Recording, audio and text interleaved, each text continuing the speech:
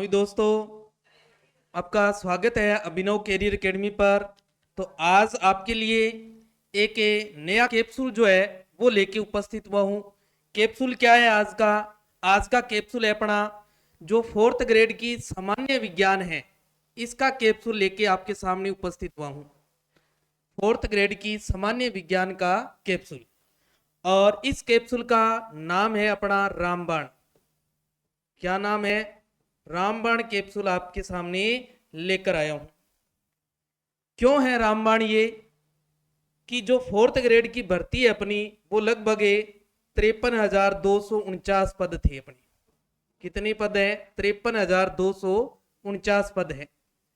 और इसके लिए जो फार्म है वो लगभग 24,76,383 जो फार्म है वो भरे गए हैं।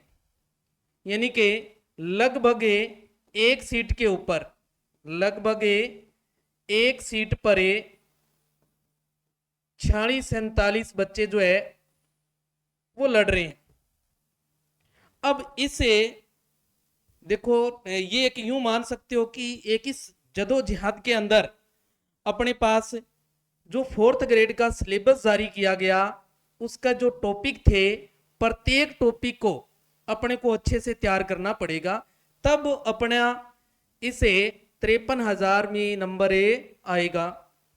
अगर आपने ये सोच लिया कि इस पोर्शन को अपने छोड़ देते हैं और दूसरा पोर्शन तैयार कर लेते हैं, ऐसा नहीं करना है। अगर आपने ऐसा दिमाग में है तो अपने इससे बाहर हो जाएंगे। देखो, तो इसके अंदर अगर रहना चाहते हैं, अपने इस कंपटीशन के अंदर बने रहना चाहते हैं, तो इसके लिए अपने को प्रत्येक विषय को टाइम देना होगा और प्रत्येक विषय को तैयार करना पड़ेगा। तो फोर्थ ग्रेड के अंदर ही सामान्य विज्ञान का भी एक पोर्शन डाला गया है, और इस पोर्शन से 5 प्रश्न आने हैं। कितने प्रश्न पूछे जाएंगे? 5 प्रश्न ये पूछे जाएंगे। समझ गए? हाँ जी। इसलिए ये आज की क्लास आपके लिए रामबाण साबित हो सकती है। अब इस क्लास में रहने वाला क्या है? इस क्लास में हम पढ़ने वाले हैं जो साइंस है, क्लास 6 से लेके 10 तक की जो एनसीईआरटी की बुक्स है, उसका एक तरीके से निचोड़ तैयार किया गया है। क्या निचोड़ तैयार किया गया है? और इस निचोड़ में हम क्या पढ़ने वाले हैं? इस निचोड़ में अपने पूरी साइंस को 3 भागों में बांटकर पढ़ने वाले हैं। फिजिक्स और केमिस्ट्री, और उसके बाद हम बायोलॉजी के बारे में बातें करने वाले हैं। यानी कि इन 3 पोर्शन के अंदर इसको अपने पढ़ने वाले हैं। आज की क्लास रहने वाली है अपनी, यानी पूरी की पूरी विज्ञान जो है वो एक ही क्लास के अंदर कंप्लीट करने वाले हैं। तो आज की क्लास को देखते हुए आपने बताना है, आपके सुझाव जो है वो देने हैं कि कैसे रही ये क्लास। इसके बाद ऐसे ही 4 से 5 मैराथन जो है साइंस की, इसी तरीके का निचोड़ जो है वो तैयार करके आपको दिया जाएगा। तो आपने इस क्लास को एक एक पॉइंट को ध्यानपूर्वक सुनना है, और साथ ही साथ आपका एक कर्तव्य जो है वो भी निभाना है। कर्तव्य क्या है आपका? आपका कर्तव्य है कि आपने अपने दोस्तों और साथियों तक इस क्लास को शेयर करना है, ताकि वो भी इस कंटेंट को अच्छे से तैयार कर सके, उन तक भी ये कैप्सूल पहुंच जाए। और उनको भी बोल देना है, भाई ये कैप्सूल है ना, ये कैप्सूल आपने पानी के साथ लेना है, दूध के साथ नहीं लेना है। किसके साथ लेना है? पानी के साथ लेना है, दूध के साथ नहीं लेना है। तो इस क्लास में हम पढ़ने वाले हैं फिजिक्स, केमिस्ट्री और बायोलॉजी के बारे में। फिजिक्स, केमिस्ट्री और बायोलॉजी के बारे में पढ़ने वाले हैं। तो सबसे पहले अपने शुरू करते हैं फिजिक्स, और फिजिक्स को भी हम क्लास वाइज चर्चा करेंगे। पहले क्लास 6 के बारे में, फिर क्लास 7, फिर क्लास 8, फिर क्लास 9 और फिर 10th। ऐसे ही केमिस्ट्री को पढ़ेंगे हम, ऐसे ही हम बायोलॉजी को पढ़ने वाले हैं। तो फिजिक्स का जो क्लास 6 का पहला प्रश्न है अपने सामने, समय बदलने से बनने वाली पेड़ की छाया का आकार और आकृति पर क्या प्रभाव पड़ता है? जब समय बदलेगा हम देखते हैं कि सुबह के समय जो छाया होती है उसका आकार लंबा होता है, दोपहर को थोड़ी सी कम हो जाती है ना, और शाम को उसकी दिशा भी चेंज हो जाती है, शाम को दिशा भी चेंज हो जाती है। तो समय बदलता है तो उसकी जो आकृति है और आकार है वो दोनों बदल जाते हैं, आकृति और आकार दोनों बदल जाते हैं। स्विच जो है, जो स्विच होता है वो सर्किट के अंदर धारा के प्रवाह को क्या करता है, तोड़ने का काम भी करता है और जोड़ने का काम भी करता है। यानी कि तोड़ने का मतलब ऑफ है और जोड़ने का मतलब ऑन करना होता है। यानी कि जो ऑन ऑफ का काम है, ऑन कब होगी, जब धारा को जोड़ दिया जाएगा तो ऑन हो जाएगा, और जब धारा को तोड़ दिया जाएगा तो क्या हो जाएगा, ऑफ हो जाएगा। ओके, हाँ जी। बिजली के बल्ब में प्रकाश किसके चमकने के कारण उत्पन्न होता है, यानी कि बिजली का जो बल्ब होता है उसके अंदर क्या चमकता है जिसके कारण प्रकाश होता है, तो कौन चमकता है, पतला फिलामेंट लगा होता है उसके अंदर, वो चमकता है जिसके कारण क्या होता है, प्रकाश उत्पन्न होता है। फिलामेंट होता है, फिलामेंट जो होता है ये क्या होता है, ये एक धातु का पतला तार होता है, धातु का क्या होता है, पतला तार होता है, जिसके कारण ही बिजली का जो बल्ब होता है वो चमकता है। सेफ्टी पिन बना होता है, सेफ्टी पिन जो है वो किसका बना होता है, तो ये स्टील और प्लास्टिक का बना होता है। सेफ्टी पिन जो होते हैं वो किसके बने होते हैं, स्टील और प्लास्टिक के बने होते हैं। लोहे के छल्ले को गर्म करने पर क्या होता है, लोहे का जो छल्ला होता है वो पहले फैलता है और पुनः अपने लगभग समान आकार में आ जाता है। यानी पहले तो वो फैल जाएगा जैसे ही गर्म करेंगे, यानी जो उसकी वल्ले होगी, यानी छल्ला जो होगा वो वल्ले एक आकार का होगा एक, तो वो उसकी जो वल्ले होगी वो फैल जाएगी एक बार और वापस से कुछ समय बाद समान उसी आकार में आ जाएगा। दो चुंबक जितना अधिक प्रबल होंगे लोहे के कण को वो उतना ही क्या करेंगे, अधिक चिपकेगा। यानी कि जो लोहे का चुंबक जो है जितना ज्यादा प्रबल होगा, प्रबल कब होगा, जब उसका चुंबकत्व का गुण जो है वो अधिक होगा तो वो प्रबल चुंबक होगा। और यदि वो प्रबल चुंबक है तो लोहे के जो कण हैं उनको वो अधिक क्या कहेंगे, आकर्षित करेगा। स्वतंत्र लटका हुआ चुंबक सदैव एक निश्चित दिशा में विराम आता है, विराम करता है या खड़ा रहता है। जो दिशाएं होती है, दिशाएं कौन सी होती है, उत्तर और दक्षिण दिशा में ही ठहरता है, उत्तर और दक्षिण दिशा में ही ठहरता है। जैसे ही लोहे के जो चुंबक है उसको अपने ऐसे छड़ चुंबक जो है उसको अपने स्वतंत्र रूप से लटकाएंगे अगर, तो वो किस दिशाओं में ठहरेगा, उत्तर दक्षिण दिशाओं के अंदर ही ठहरता है, सदैव ध्यान रखना है। नेक्स्ट अपने पास परावर्तन की घटना किस दर्पण में होती है। एक बात तो याद रखें, परावर्तन की घटना हमेशा दर्पण में होती है, अपवर्तन की घटना लेंस में घटित होती है। अपवर्तन की घटना लेंस में और परावर्तन की घटना दर्पण में। तो किस दर्पण में होती है, तो ये सभी प्रकार के दर्पण में घटित होती है, ध्यान रखना है, सभी प्रकार के दर्पणों के अंदर ये घटना घटित होती है।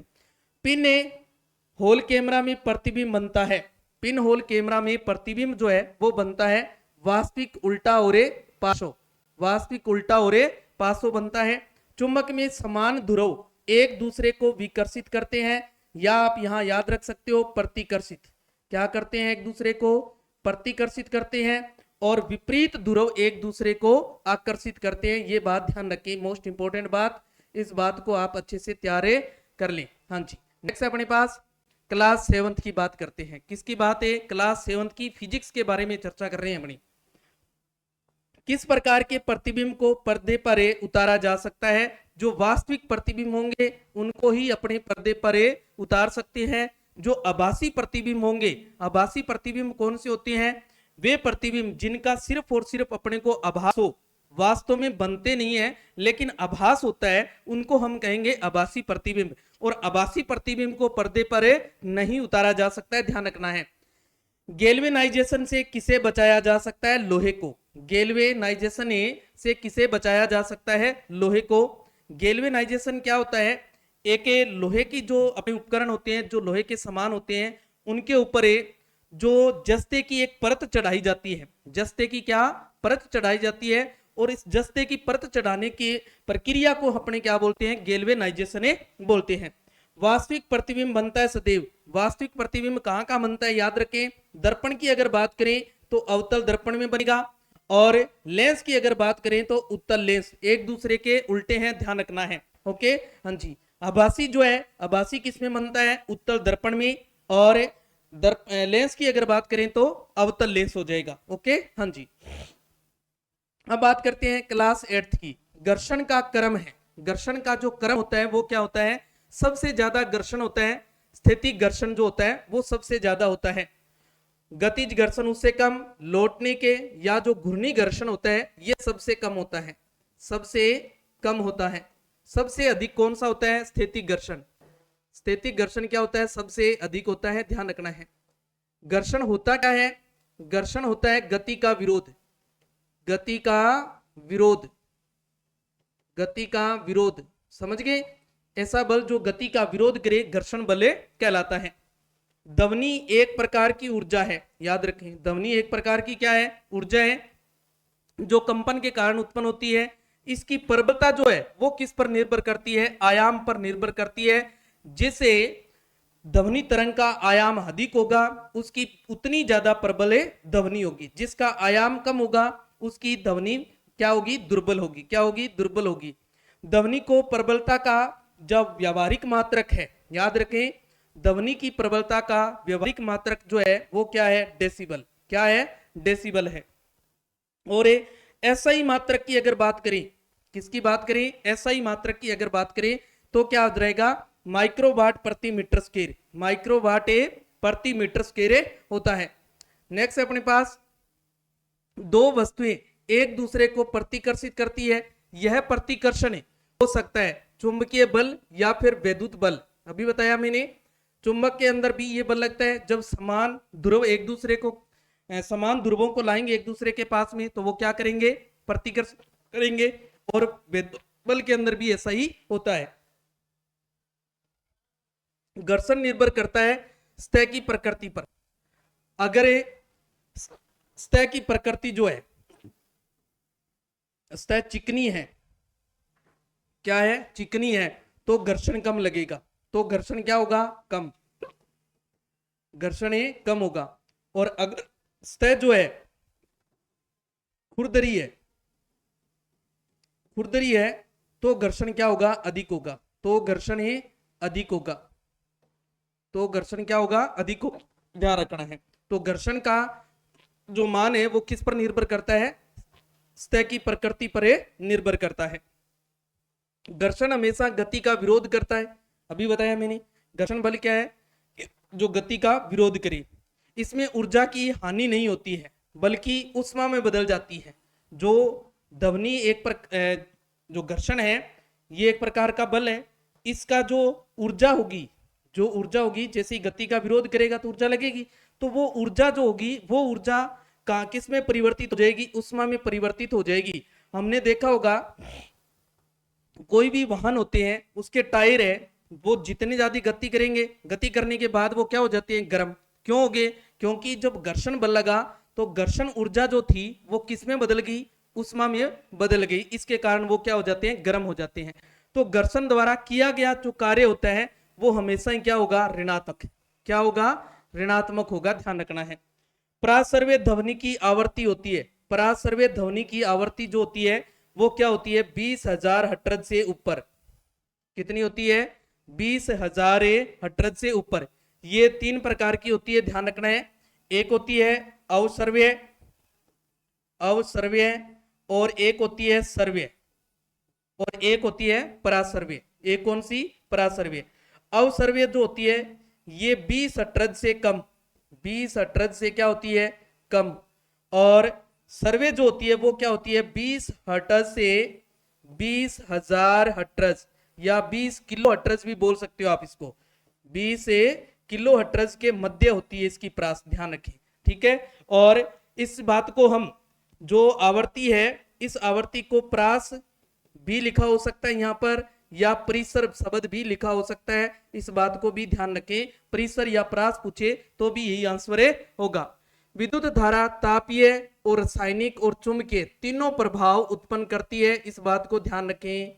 जो विद्युत धारा है ये तापीय प्रभाव, रासायनिक प्रभाव और चुंबकीय प्रभाव तीनों ही उत्पन्न करती है, ध्यान रखना है। ओके, विद्युत लेपन द्वारा वस्तुओं को चमकदार बनाने के लिए किस धातु का प्रयोग करते हैं? क्रोमियम धातु का। किस धातु का लेपन किया जाता है? क्रोमियम धातु का लेपन किया जाता है। विद्युतदर्शी एक उपकरण है जिससे पता लगाया जा सकता है। जो विद्युतदर्शी होता है इससे किस बात का पता लगाया जाता है? ये एक उपकरण है, इस बात का पता लगाया जाता है आवेश का, कि आवेश जो है वो किस प्रकार का है। आवेश जो होता है वो दो प्रकार का होता है, एक धनात्मक आवेश, एक तो होता है धनात्मक आवेश और एक होता है ऋणात्मक आवेश। एक होता है ऋणात्मक आवेश, धनात्मक आवेश प्लस वाला और ऋणात्मक आवेश माइनस वाला है। ओके, हाँ जी।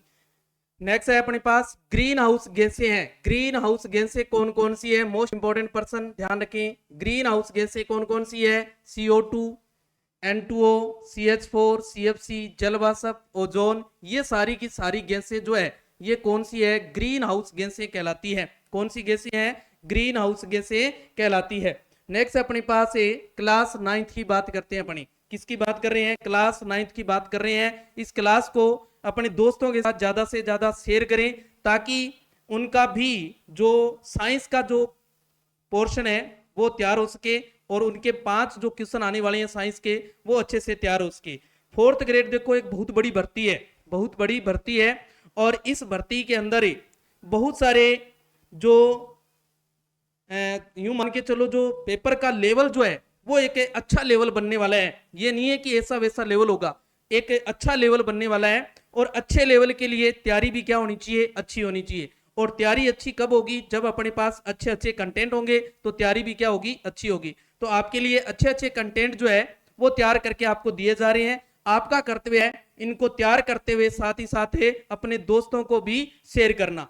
हाँ जी, तो 9th क्लास के अंदर ध्वनि की गति से अधिक गति वाली वस्तु को कहते हैं, जो ध्वनि की गति से भी अधिक गति वाली जो वस्तु होती है उसको क्या बोलते हैं? पराध्वनिक गति। क्या बोलते हैं? पराध्वनिक गति बोलते हैं।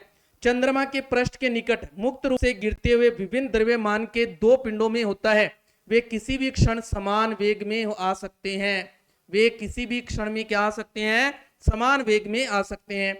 वृत्ताकार पथ पर घूम रहे पत्थर की डोरी यदि टूट जाए तो जो वृत्ताकार पथ में जो पत्थर होगा या जो भी वस्तु है वो ऐसे गति कर रही है तो वो उसकी जो गति होगी वो कैसी हो जाएगी? एक सरल रेखा के रूप में गति हो जाएगी। जैसे मान लो ये एक गति है, इस तरीके से वो गति कर रहा है मान लो, तो जैसे ये टूट जाएगा तो इसकी गति क्या हो जाएगी? एक सरल रेखीय गति हो जाएगी। तो सरल रेखीय स्पर्शी अनुदिश गति करेगा। हाँ जी, नेक्स्ट अपने पास एकांक दूरी पर स्थित 2 एकांक द्रव्यमान के बीच आकर्षण बल कहलाता है सार्वत्रिक गुरुत्वीय नियतांक। सार्वत्रिक गुरुत्वीय नियतांक कहलाता है। यानी 2 द्रव्यमान है, जैसे ये M1 द्रव्यमान है और ये M2 द्रव्यमान है।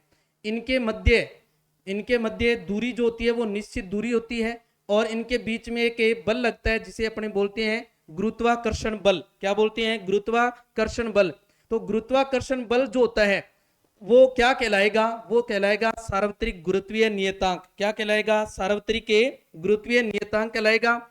एकल आवर्ती के ध्वनि को टोन कहते हैं, याद रखना है।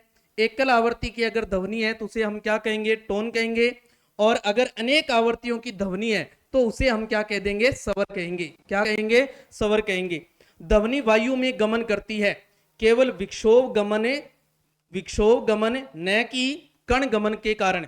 जो ध्वनि होती है वो वायु में गमन करती है, किसके कारण गमन करती है? विक्षोभ के कारण गमन करती है, न कि कण गमन करते हैं। ध्यान रखना है, कण गमन नहीं करते हैं, विक्षोभ गमन करता है। विक्षोभ गमन करता है तभी ध्वनि वायु में क्या करती है? गमन करती है। विस्थापन और दूरी का जो अनुपात होता है वो किसके बराबर होता है? 1 के बराबर या फिर 1 से कम होता है। या यूं याद रख सकते हो, विस्थापन और दूरी जो होते हैं वो समान हो सकते हैं और विस्थापन दूरी से कम होगा, दूरी से ज्यादा नहीं होगा। दूरी ज्यादा हो सकती है, विस्थापन कभी भी ज्यादा नहीं होगा। VT या वेग समय जो ग्राफ है इसका क्षेत्र जो होता है जो विस्थापन को बताता है, तो जो प्रवणता होती है वो किसको बताएगी? त्वरण को। प्रवणता का मतलब है झुकाव। झुकाव जो है वो किसको बताएगा? त्वरण को बताएगा। किसको? त्वरण को। कोई यात्री रेलगाड़ी में सिक्का उछालता है, अगर सिक्का उसके पीछे गिरता है तो रेलगाड़ी क्या है? गतिमान है। क्या है? गतिमान है। ध्यान रखना है, अगर वो पीछे गिर रहा है सिक्का तो पीछे रह गया सिक्का, तो और गाड़ी आगे चली गई, है ना। आगे जाने का मतलब है कि गाड़ी आगे कब जाएगी, जब वो गतिमान होगी। अगर अपने गाड़ी रुकी हुई है, विरामावस्था में है, तो सिक्का जैसे ही उछालेंगे और बाहर गिरेगा तो वो वहीं गिरेगा। देखो कहाँ गिरेगा, वहीं गिरेगा, तो वहीं गिर रहा है, इसका मतलब वो क्या है, विरामावस्था में है। अगर वो पीछे गिर रहा है तो गतिमान है। क्या है, गतिमान है, ध्यान रखना है, क्या है, गतिमान है। ओके, हाँ जी। यांत्रिक पियानो की कुंजी को पहले धीरे से फिर पुनः जोर से दबाया गया तो क्या होता है, पहले प्रबल और बाद में जो तारतव होगा वो समान होगा। पहले प्रबल तारतव और बाद में समान तारतव उत्पन्न होगा, ध्यान रखना है। नेक्स्ट है, अब अपने बात करते हैं क्लास 10th की। किसकी बात करते हैं, क्लास 10th की बात करते हैं। दूरस्थ ऊंचे भवन का पूरी लंबाई का प्रतिबिंब देखा जा सकता है, किसमें, अवतल और समतल दर्पण में। अवतल और समतल दर्पण में जो दूर जो भवन होंगे उनका जो ऊंचाई वाला जो प्रतिबिंब होगा वो देखा जा सकता है, किसमें, अवतल और समतल दर्पण में। किसके द्वारा, अनंत पर स्थित किसी बिंब का प्रतिबिंब सदैव छोटा बनता है। किसके द्वारा बनता है, ध्यान रखें। अनंत पर अगर बिंब रख रहे हैं अपने, अनंत पर क्या रख रहे हैं, बिंब है, अनंत पर क्या हो, बिंब हो, और उसका जो प्रतिबिंब है वो छोटा बने, प्रतिबिंब क्या बने, छोटा बने, छोटा बने, तो ये हमेशा ही उत्तल और अवतल दर्पण में भी होता है, उत्तल और अवतल लेंस में भी होता है। यानी कि उत्तल और अवतल दर्पण में भी होता है और उत्तल और अवतल लेंस में भी ऐसा ही होता है, ध्यान रखना है। ओके, हाँ जी। नेक्स्ट बात है, खाना पकाने के बर्तन का गुण होना चाहिए। जो खाना पकाते हैं अपने, उस बर्तन का जो सबसे उपयुक्त गुण जो है वो क्या होना चाहिए, गुण क्या होना चाहिए, उसका उच्च उष्मीय मान होना चाहिए, एक तो निम्न उष्मीय धारिता होनी चाहिए उसकी, और उच्च गलनांक होना चाहिए। क्या होना चाहिए, उच्च गलनांक होना चाहिए। किसमें बिंदु स्रोत से उस पर आपतित प्रकाश का समांतर प्रकाश पुंज बनता है, अवतल दर्पण और उत्तल लेंस, याद रखना है, अवतल दर्पण और उत्तल लेंस के अंदर। वाहन में पीछे के दृश्य को देखने के लिए दर्पण, दर्पण का आवर्धन जो होता है वो कितना होता है, एक से कम, एक से कम, इसीलिए छोटे प्रतिबिंब बनते हैं।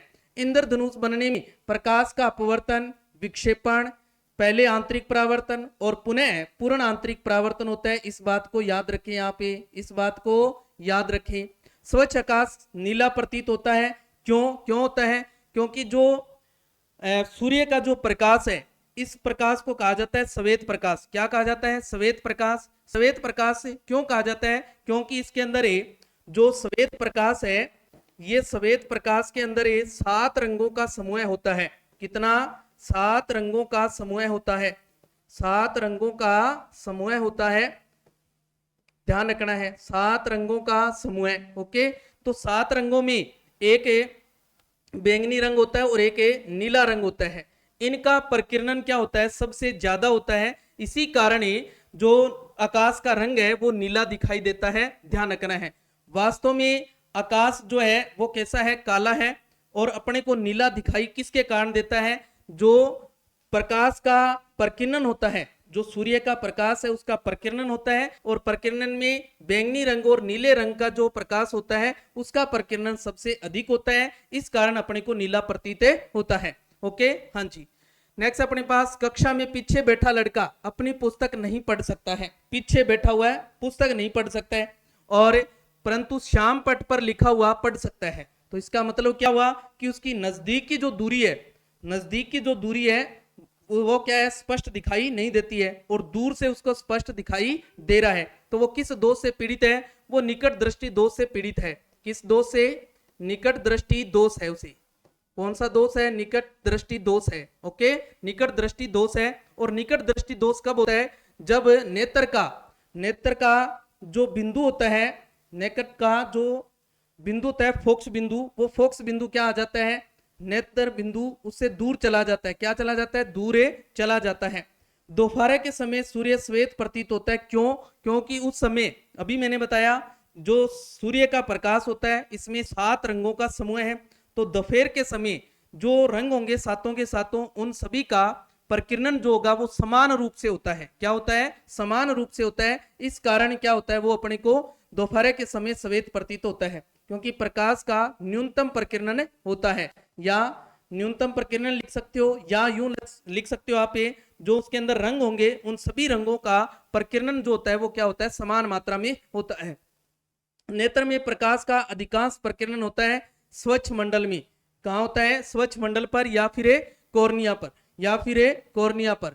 किसी लंबी धारावाही परिनलिका के भीतर चुंबकीय क्षेत्र समान और समांतर होता है, तो बाहर की तरफ क्या होगा, जैसे मान लो ये कोई चुंबक है आपके पास, इस चुंबक में अंदर की तरफ जो चुंबकीय क्षेत्र होगा इसका वो क्या होगा, समान होगा और ये समांतर होगा। और जो बाहर की तरफ जो बल रेखाएं निकालेंगे अपने, इस तरीके से बल रेखाएं निकलेगी देखो, तो ये बहुत सारे वृत्त दिख रहे हैं आपको, और जिनका केंद्र एक ही है। देखो केंद्र क्या है, एक ही है। तो एक ही केंद्र पर बहुत सारे जो वृत्त बनते हैं उनको अपने कहते हैं सकेंद्रीय वृत्त। तो क्या होता है, बाहर की तरफ सकेंद्रीय होता है। नेक्स्ट है अनवीकरणीय ऊर्जा का स्रोत जो है वो कौन से हैं, जीवाश्मीय ईंधन है। कौन से हैं, जीवाश्मीय ईंधन है। और विद्युत तापीय संयंत्रों में ईंधन जो होता है वो क्या होता है, ईंधन होता है वो क्या होता है, जीवाश्मीय ईंधन होता है। कौन सा ईंधन होता है, जीवाश्मीय। ऊर्जा का अंतिम स्रोत कौन सा है, सूर्य का, या सबसे बड़ा स्रोत कहे तो भी सूर्य का। ध्यान रखना, नेत्र लेंस की फोकस दूरी में वृद्धि हो जाती है जब नेत्र की पेशियां जो है वो क्या हो जाएगी, स्थिर हो जाएगी और पतली हो जाएगी। क्या हो जाएगी, स्थिर हो जाएगी और पतली हो जाएगी। ओके, हाँ जी।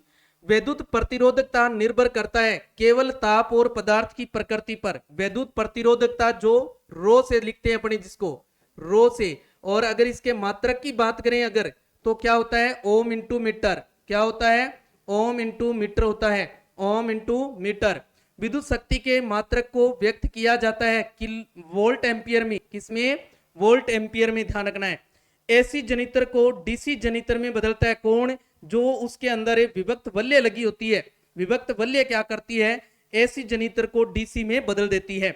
महासागरीय तापीय ऊर्जा का कारण जो होता है, महासागरीय जो ऊर्जा होती है उसका कारण क्या होता है, यानी महासागरीय ऊर्जा जो है वो कैसे बनती है। महासागर के अंदर जल है, जल सूर्य के कारण उस जल की जो ऊपरी सतह होगी वो क्या हो जाएगी, गर्म, और नीचे की सतह क्या रहेगी, ठंडी। इस तापमान में जो अंतर आया, इस तापमान के कारण ही जो ये ऊर्जा है वो उत्पन्न होती है, और इसी कारण इसे नाम दिया गया महासागरीय तापीय ऊर्जा।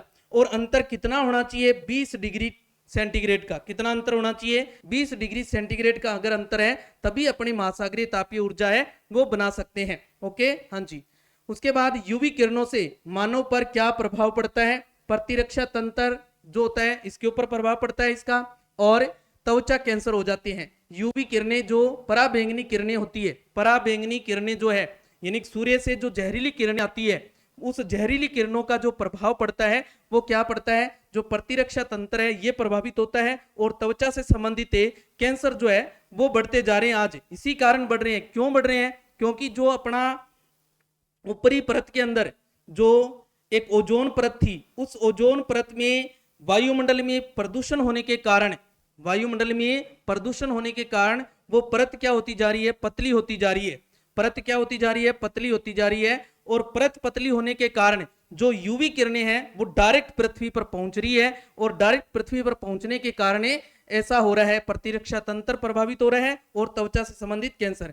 सौर कुकर का कौन सा भाग, पौधाघर प्रभाव, पौधाघर प्रभाव, ग्रीन हाउस प्रभाव, ग्रीन हाउस से प्रभाव क्या है, ग्रीन हाउस से प्रभाव, ग्रीन हाउस से प्रभाव के लिए उत्तरदायी होता है कांच की सीट। कौन उत्तरदायी होता है, कांच की सीट। पवन चक्की में उत्पन्न ऊर्जा निर्भर करती है पवन की गति पर। अगर गति सही तरीके से है, यानी कि अच्छी गति है, तभी पवन ऊर्जा जो है वो उत्पन्न की जा सकती है। यानी कि इनको जो पवन चक्कियां होती है उनसे ऊर्जा बनाने के लिए कम से कम जो वायु की जो गति है, वायु की जो गति है वो लगभग कितनी होनी चाहिए, 10 किलोमीटर प्रति घंटा से 15 किलोमीटर प्रति घंटा होनी चाहिए। कितनी, 10 किलोमीटर प्रति घंटा से 15 किलोमीटर प्रति घंटा होनी चाहिए। ओके, हाँ जी। उसके बाद अभी तक हमने देखा फिजिक्स के बारे में। देखो हमने फिजिक्स का निचोड़ जो था क्लास 6 से लेके 10 तक उसको देखा। अब अपने बात करेंगे केमिस्ट्री की। तो अगर आपने इस चैनल पर पहली बार देख रहे हो तो एक काम कीजिए, आप इस चैनल को सब्सक्राइब कीजिए, साथ ही साथ जो बेल आइकन है उसको दबाइए ताकि आपके पास जो भी क्लास है वो क्लास अपलोड हो, आपके पास उसका नोटिफिकेशन जो है वो तुरंत आ जाए। और साथ ही साथ आपने एक काम करो, अपने दोस्तों तक भी इस क्लास को शेयर करें ताकि उन तक भी ये कंटेंट जो है वो पहुंच सके। और क्यों पहुंच सके, क्योंकि देखो यहाँ आपको इस प्लेटफॉर्म पर प्रत्येक सब्जेक्ट की जो क्लास है वो फ्री ऑफ कॉस्ट दी जा रही है। क्या दी जा रही है? फ्री ऑफ कॉस्ट दी जा रही है। समझे कि नहीं समझे? हाँ जी, तो इसलिए आप अपने दोस्तों तक भी इस क्लास को शेयर कीजिए। अब अपने चर्चा करने वाले हैं केमिस्ट्री के बारे में। केमिस्ट्री में भी अपने क्लास वाइज चर्चा करेंगे। जिस तरीके से फिजिक्स के बारे में चर्चा की हमने, वैसे ही इस केमिस्ट्री की भी चर्चा अपनी क्लास वाइज करने वाले हैं। तो सबसे पहले अपने क्लास 6 की बात करते हैं। किसकी? क्लास 6 की बातें करते हैं। पानी एवं कॉपर सल्फेट, क्या नाम है इसका? Copper sulphate. Copper sulphate, copper sulphate के विलयन से कॉपर को अलग किया जाता है। सल्फेट नहीं है, कॉपर, इसको कट कर दो। कॉपर, कॉपर को अलग किया जाता है किसके द्वारा? वाष्पीकरण विधि द्वारा। किस विधि द्वारा? वाष्पीकरण विधि द्वारा। जो बर्फ या जो ठंडा पानी होता है उस गिलास के चारों ओर जो पानी की बूंदे हैं वो चिपक जाती है। पानी की बूंदे जो होती है वो चिपक जाती है, आपने देखा होगा, है ना? वो किस कारण चिपक जाती है? वो वायुमंडलीय जल वाष्प के संघनन के कारण चिपक जाती है। ओके। मोमबत्ती का जलना उदाहरण है। मोमबत्ती का जलना उदाहरण है रासायनिक और भौतिक परिवर्तन दोनों का। रासायनिक और भौतिक दोनों का है, ध्यान रखना है। ओके। प्रथम कृत्रिम रेशा जो है वो कौन सा है? नाइलॉन। कौन सा है? नाइलॉन, याद रखना है। प्रथम कृत्रिम रेशा कौन सा है? नाइलॉन। कपास की खेती की जाती है किस प्रकार की मिट्टी में? काली मिट्टी में। किस प्रकार की मिट्टी में? काली मिट्टी में। कपड़ा प्राप्त करने का क्रम जो होता है, सबसे पहले फाइबर अलग करते हैं, फिर धागा बनाते हैं और फिर उससे क्या बनाया जाता है? कपड़ा बनाया जाता है, ध्यान रखना है। किस द्रव में लोहे की कील अपनी चमक खो देती है? शीतल पेय के अंदर। किसमें? शीतल पेय के अंदर जो लोहे की कील होगी वो अपनी चमक जो है वो खो देती है। आज आप इसका प्रैक्टिकल करके देख लेना। चपाती का बेलना और सेकना किस परिवर्तन का उदाहरण है? ये भी एक भौतिक और रासायनिक दोनों है। भौतिक और रासायनिक परिवर्तन दोनों होता है, ध्यान रखना है। ओके, हाँ जी। नेक्स्ट है, पुस्तक के एक पृष्ठ को बनाने में पानी की कितनी मात्रा की आवश्यकता होती है? लगभग 2 गिलास। कितनी? लगभग 2 गिलास पानी जो है वो लगता है एक पेज बनाने में। शर्करा जल में होता है पूर्णतया घुलनशील। जो शर्करा होती है वो जल में क्या होती है? पूरी तरह से घुल जाती है। पूरी तरह से क्या हो जाती है? घुल जाती है। सेफ्टी पिन बना होता है, इसके बारे में हमने पीछे देखा था। किसकी बनी होती है? स्टील और प्लास्टिक की बनी होती है। कुछ सब्जियां जैसे आलू, भिंडी, बैंगन आदि को अलग किया जाता है किस विधि द्वारा? हस्तचयन विधि द्वारा, हाथों द्वारा, है ना? किस विधि द्वारा? हाथों द्वारा। नेक्स्ट अपने पास सूखे पौधों की डंडियों से अनाज को अलग करने की जो विधि होती है वो क्या कहलाती है? थ्रेशिंग। क्या कहलाती है? थ्रेशिंग कहलाती है। जो पौधे होते हैं और जो सूख जाते हैं, सूखने के बाद जो डंडियां होती है उस डंडियों से जो दाने होते हैं उन दानों को अलग करने की जो विधि है वो विधि क्या कहलाती है? थ्रेशिंग। हवा की सहायता से अनाज से भूसा को अलग करने की जो विधि है उसे क्या कहा जाता है? निष्पावन विधि। क्या कहा जाता है? निष्पावन विधि कहा जाता है, याद रखना है। कौन सी विधि? निष्पावन विधि कहा जाता है। ओके, हाँ जी, निष्पावन विधि।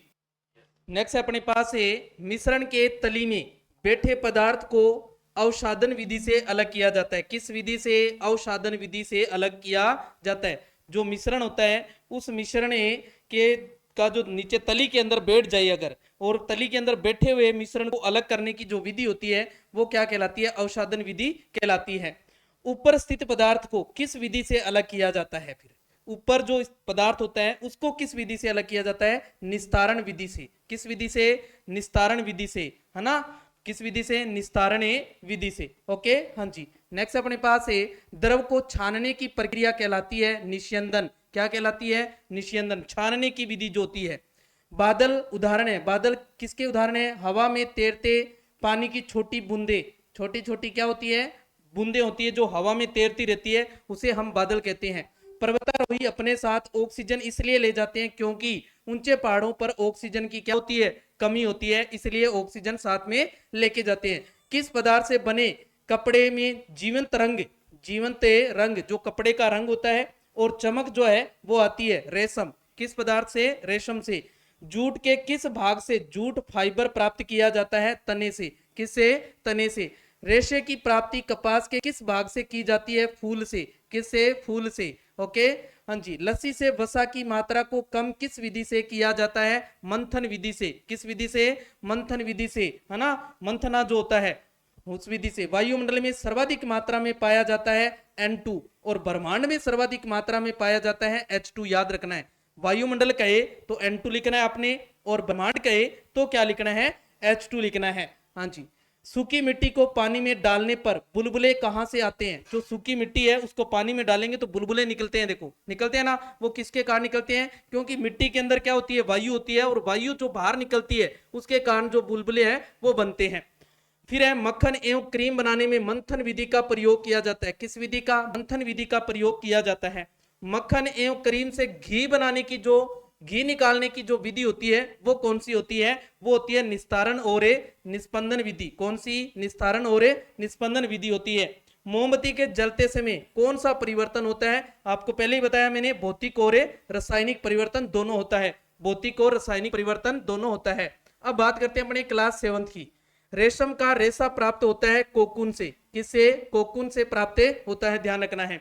लवण युक्त जल जंग लगने की दर पर क्या प्रभाव डालते हैं? अगर लवण युक्त जल है, लवण युक्त जल है तो उस पर जंग लगने की दर बढ़ जाती है। जंग लगने की दर जो होती है वो क्या हो जाएगी? बढ़ जाएगी। मौसम बुलेटिन में प्रदर्शित अधिकतम और न्यूनतम तापमान जो होता है वो क्या होता है? अधिकतम जो तापमान बताता है वो दिन वाला होता है, और न्यूनतम तापमान जो बताता है वो रात वाला होता है। हाँ जी। नेक्स्ट अपने पास कृत्रिम अम्ल क्षार सूचक होते हैं।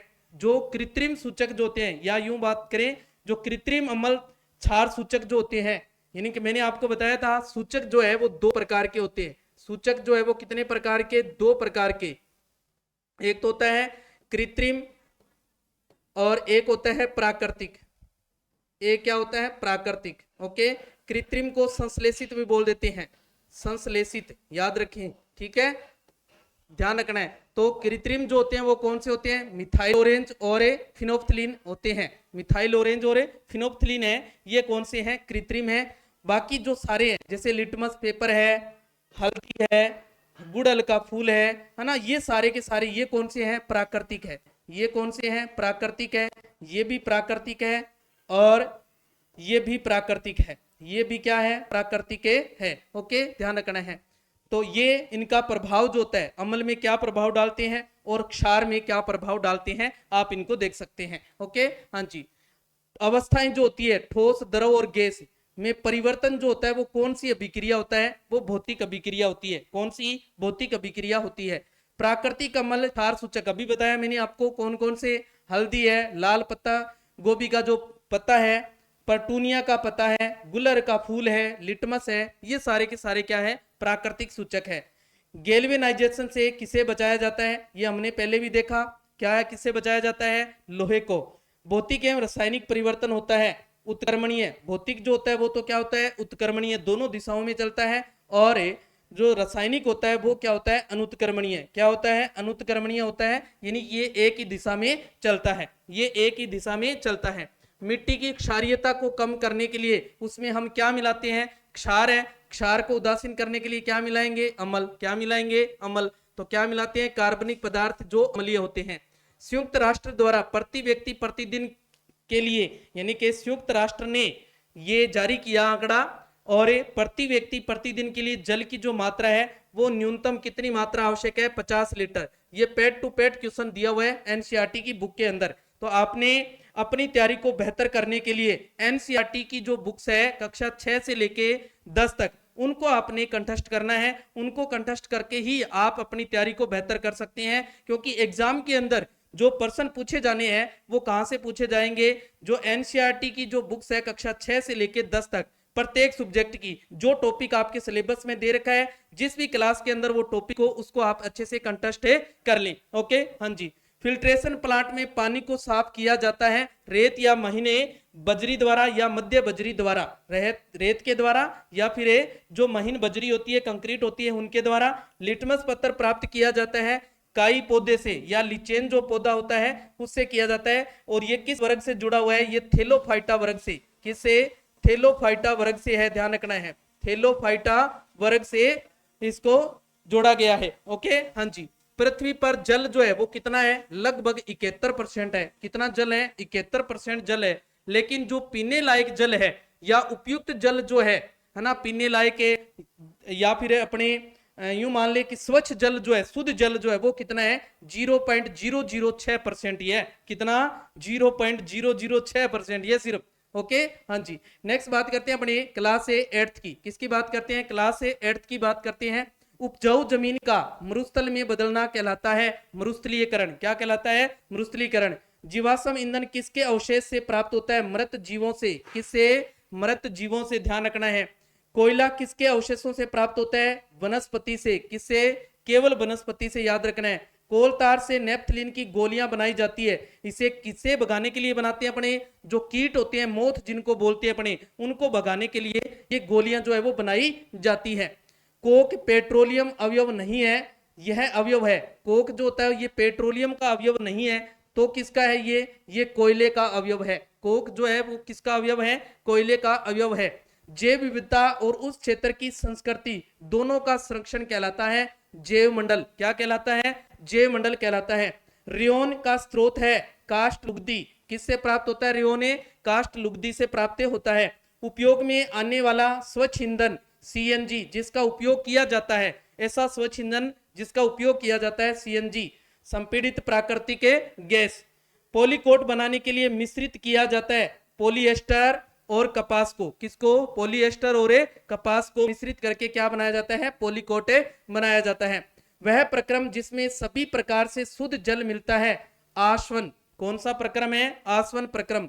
पेट्रोलियम का निर्माण उस जीव से हुआ है जिसका निवास स्थान था समुद्र में। कहां था, समुद्र में। और समुद्र की तली में वो नीचे दब गए, और नीचे दबने के कारण क्या, किसका निर्माण हो गया, पेट्रोलियम का। ये रोज का नहीं बनता है ना, कि रोज के नीचे दब रहे हैं और रोज का पेट्रोलियम पदार्थ बन रहा है, ऐसा नहीं है। यानी कि पेट्रोलियम पदार्थ बनने में लाखों वर्ष लग जाते हैं। क्या, लाखों वर्ष लग जाते हैं। ओके, तो ये के सीमित मात्रा में, यानी कि इसके जो भंडार है वो सीमित मात्रा में भंडार है, ये लुप्त होने के कगार पर ही है, ये समाप्य है, ध्यान रखना। वह पदार्थ जो सामान्यतः रसोई घर में काम आने वाला जार बनाने के काम आता है पेट। क्या होता है, पेट बोलते हैं उसको। ओके, हाँ जी। नेक्स्ट अपने पास प्रति ग्राम ईंधन के दहन से जो उष्मा प्राप्त होती है उसे कहते हैं उष्मीयमान। क्या, उष्मीयमान। ये पेड टू पेड पर्सन दे रखा है एनसीईआरटी की बुक के अंदर, और ऐसा का ऐसा ही पर्सन एग्जाम के अंदर पूछा जाता है। उष्मीयमान जो होता है वो गैस का सबसे ज्यादा, द्रव में कम और ठोस में बिल्कुल कम।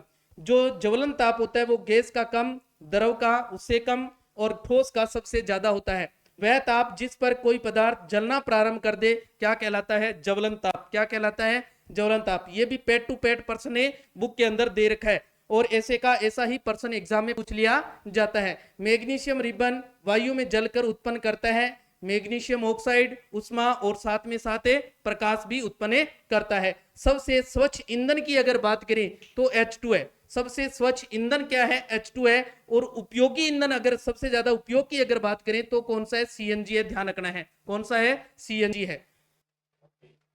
हाँ जी। नेक्स्ट अपने पास क्लास 9th। किसकी बात कर रहे हैं, क्लास ए 9th की। किसने परमाणु की तुलना सौर परिवार से की थी, रदरफोर्ड ने। किसने, रदरफोर्ड ने, याद रखना है।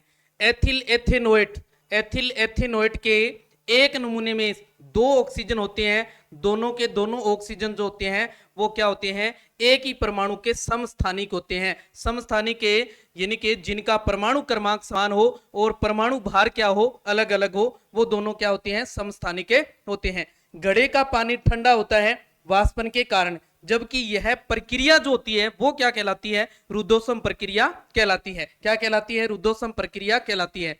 सल्फर तथा कार्बन डाइऑक्साइड का मिश्रण जो है ये टिंडल प्रभाव नहीं दर्शाता है। टिंडल प्रभाव क्या होता है कि जो बंद कमरा होता है, बंद कमरे के किसी रोशनदान से जो सूर्य का प्रकाश जो है या किसी अन्य प्रकाश स्रोत से जो प्रकाश आ रहा होता है, उस प्रकाश का पथ जो है वो दिखाई देना क्या कहलाता है, टिंडल प्रभाव। ये क्यों टिंडल प्रभाव दर्शाता नहीं है, क्योंकि यह मिश्रण समांगी मिश्रण होता है, इस कारण टिंडल प्रभाव नहीं दर्शाता है।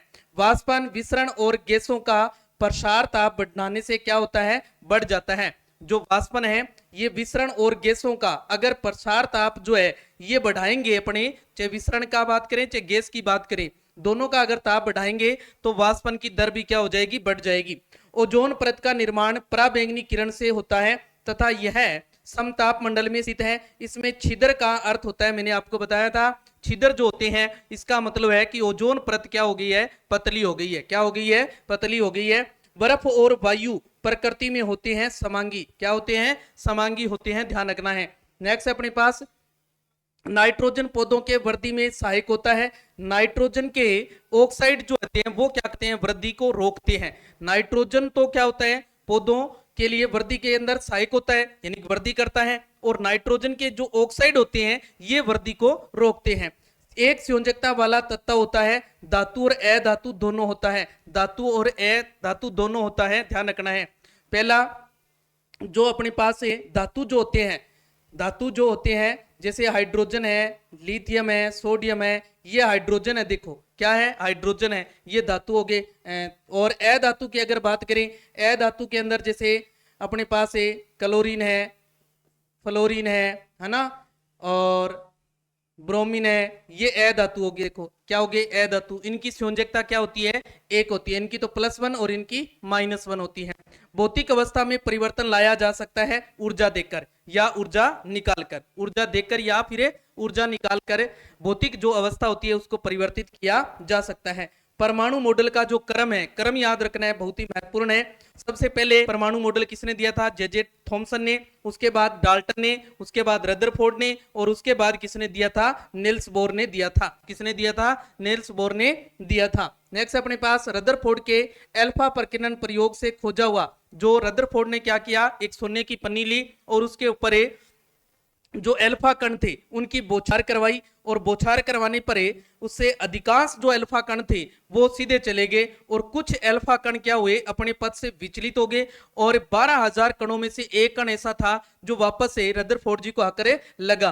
तो वहां आश्चर्यचकित हुए रदरफोर्ड जी, और आश्चर्यचकित होने के बाद उन्होंने इससे निष्कर्ष निकाला। तो निष्कर्ष क्या निकाला, जो कण टकराकर वापस आया था उससे को बताया कि यहाँ जो परमाणु का जो केंद्र है वो यही है, और उसको उसने नाम दिया नाभिक। क्या नाम दिया, नाभिक नाम दिया। कार्बन का सही क्रम होता है, वायुमंडल में CO2, फिर पादपों में जैव कार्बन, फिर जंतुओं में जैव कार्बन, और फिर मृदा में अकार्बनिक जो कार्बन होती है उससे कार्बने प्राप्त होती है। नेक्स्ट है क्लास 10 की बात करते हैं। बेकिंग पाउडर जो होता है ये बेकिंग सोडा और किसका निर्माण करने से बनता है। बेकिंग जो पाउडर होता है ये किस किस के निर्माण से बनता है, एक तो बेकिंग सोडा और एक होता है टार्टिक अम्ल। क्या होता है, टार्टिक अम्ल, याद रखना है। एल्काइन समजातीय श्रेणी का प्रथम सदस्य क्या होता है, एथाइन। क्या होता है, एथाइन। अष्टक नियम न्यूलैंड ने, न्यू है ये, न्यूलैंड ने 1863 ईस्वी में दिया, जिसमें सारणी के अंदर 56वें तत्व थोरियम पर समाप्त होती थी, यानी कि 56वें तत्व पर उस सारणी जो है वो समाप्त हो रही थी, आगे नहीं चल रही थी। यह नियम कहां तक लागू हुआ था, ये कैल्शियम तक लागू हुआ था। कहां तक है, कैल्शियम तक लागू हुआ था, या यूं कह सकते हैं जो हल्के तत्व थे उन पर यह लागू हुआ था, भारी तत्वों पर यह लागू नहीं हुआ था। न्यूलैंड्स ने क्या नियम दिया था, इस नियम का नाम क्या था, अष्टक नियम। क्या नाम था, अष्टक नियम। अष्टक नियम में क्यों दिया था, क्योंकि इसने क्या लिए थे, संगीत के 7 स्वर लिए थे। क्या लिए थे, संगीत के 7 स्वर लिए थे। स्वरों को आधार मानकर इसने ये नियम दिया था। ओके, हाँ जी। नेक्स्ट अपने पास है पारा के स्थान पर गैलेस्टीज का और कोलतार के स्थान पर बेटुमेन का, तो लेड नाइट्रेट के स्थान पर किसका प्रयोग किया जाता है, लेड एसीटेट का। किसका, लेड एसीटेट का प्रयोग किया जाता है। NaCl का प्रयोग कच्चे माल के रूप में किसके निर्माण में किया जाता है, धावन सोडा बनाना और बेकिंग सोडा बनाने के अंदर जो NaCl होता है उसका कच्चे माल के रूप में प्रयोग किया जाता है। तेल के नमूने को लंबे समय तक ताजा रखने के लिए प्रयोग किया जाता है हीलियम और सोडियम का। हीलियम और सोडियम का प्रयोग, हीलियम और नाइट्रोजन का प्रयोग, सॉरी, हीलियम और नाइट्रोजन का प्रयोग किया जाता है। नेक्स्ट है जब परख नली में अम्ल के साथ क्षार मिलाया जाता है तो लवण बनता है और ताप बढ़ जाता है। ताप क्या हो जाएगा, बढ़ जाएगा, ध्यान रखना है। मानव लार मुख्य अम्लीय एवं इनामेल तथा टूथपेस्ट होता है क्षारीय। जो मानव लार और जो मुख होता है ये तो क्या है, अम्लीय माध्यम है। इनामेल और जो टूथपेस्ट होता है वो क्या होता है, क्षारीय होता है। जल के विद्युत अपघटन में मुक्त हाइड्रोजन और जो ऑक्सीजन होता है उनका जो अनुपात होता है वो अनुपात कितना होता है, 2:1 होता है, अनुपात याद रखना है। और जो ये अनुपात निकाला जाता है ये द्रव्यमान पर निकाला जाता है, किस पर, द्रव्यमान के आधार पर अनुपात बनाया जाता है, ध्यान रखना है। अम्ल को गर्म करने पर अम्लीयता क्या हो जाती है, बढ़ जाती है, ध्यान रखना है। अम्ल को गर्म करेंगे तो अम्लीयता बढ़ जाएगी। क्लोर क्षारक का प्रक्रम जो होता है उसमें क्या होता है, NaCl लेते हैं और इसमें जल डालते हैं, फिर अपने क्या देते हैं, इसमें विद्युत धारा देते हैं। धारा देंगे तो ये किसमें टूट जाएगा, NaOH Cl2 और H2 के अंदर टूट जाएगा।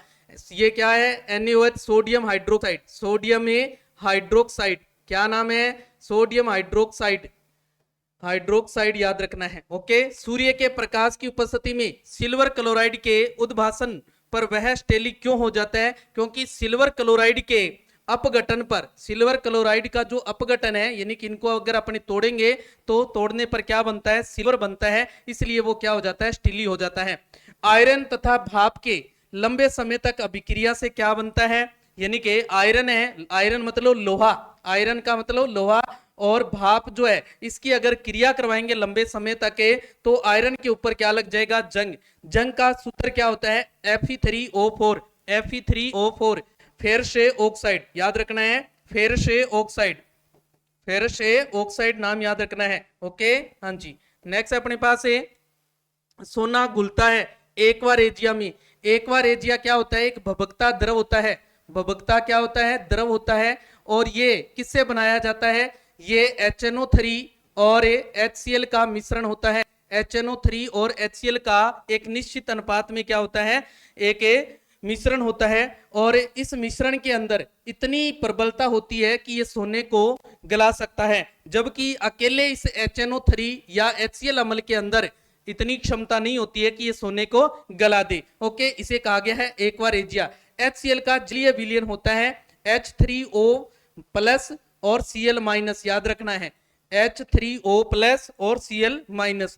कैल्शियम जल के साथ कम प्रचंड अभिक्रिया करता है, क्या होता है, कैल्शियम जल के साथ क्या होता है, धीमी गति से अभिक्रिया करता है। कम प्रचंड का मतलब है धीमी गति से अभिक्रिया करता है। जैसे ही धीमी गति से अभिक्रिया करेगा तो कैल्शियम क्या एक धातु है, और जब धातु की अभिक्रिया जल से करवाई जाती है, जब धातु की अभिक्रिया किससे करवाई जाती है, जल से करवाई जाती है, तो ऑक्साइड के साथ साथ हाइड्रोजन गैस भी निकलती है, और हाइड्रोजन गैस इतनी तेजी से निकलती है कि वो आग पकड़ लेती है, क्या पकड़ लेती है, आग पकड़ लेती है। लेकिन जब कैल्शियम की जल के साथ अभिक्रिया करवाई जाती है तो ये धीमी गति के साथ अभिक्रिया होती है, और इससे जो हाइड्रोजन निकलती है, कौन सी गैस है, हाइड्रोजन गैस जब निकलती है तो वो एक बुलबुले के रूप में निकलती है, और बुलबुले के रूप में एक परत बन जाती है, और परत बनने के कारण जो कैल्शियम धातु होती है ये पानी के ऊपर तैरने लग जाती है, क्या हो जाती है, पानी के ऊपर तैरने लग जाती है।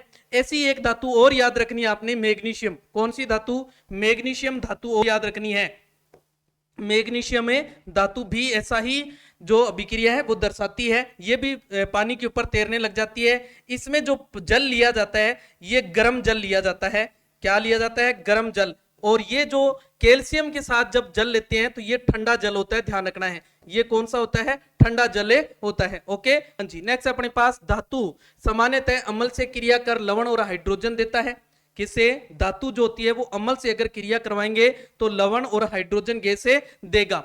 लेकिन कौन सा ऐसा अम्ल है जो मैंगनीज और मैग्नीशियम धातु को छोड़कर सिर्फ इनसे ही अगर अभिक्रिया करवाएंगे उस अम्ल की, तो वो क्या बनाएगा, लवण और हाइड्रोजन गैस देगा। बाकी किसी भी धातु के साथ अगर अभिक्रिया करवाएंगे उस अम्ल की तो वो H2 नहीं देगा। ऐसा कौन सा अम्ल है, HNO3 यानी कि नाइट्रिक अम्ल। कौन सा अम्ल है, नाइट्रिक अम्ल, याद रखना है, नाइट्रिक अम्ल। ओके, कॉपर को वायु में खुला रखा जाए तो यह अपनी भूरी सतह जो होती है को हरे रंग में बदल देता है, किसमें, हरे रंग में बदल देता है। किसके कारण, किसके कारण बदलता है ये, जब हरे रंग में बदल जाएगा तो क्या बन जाएगा, कॉपर कार्बोनेट, क्या बन जाएगा, कॉपर कार्बोनेट बन जाएगा।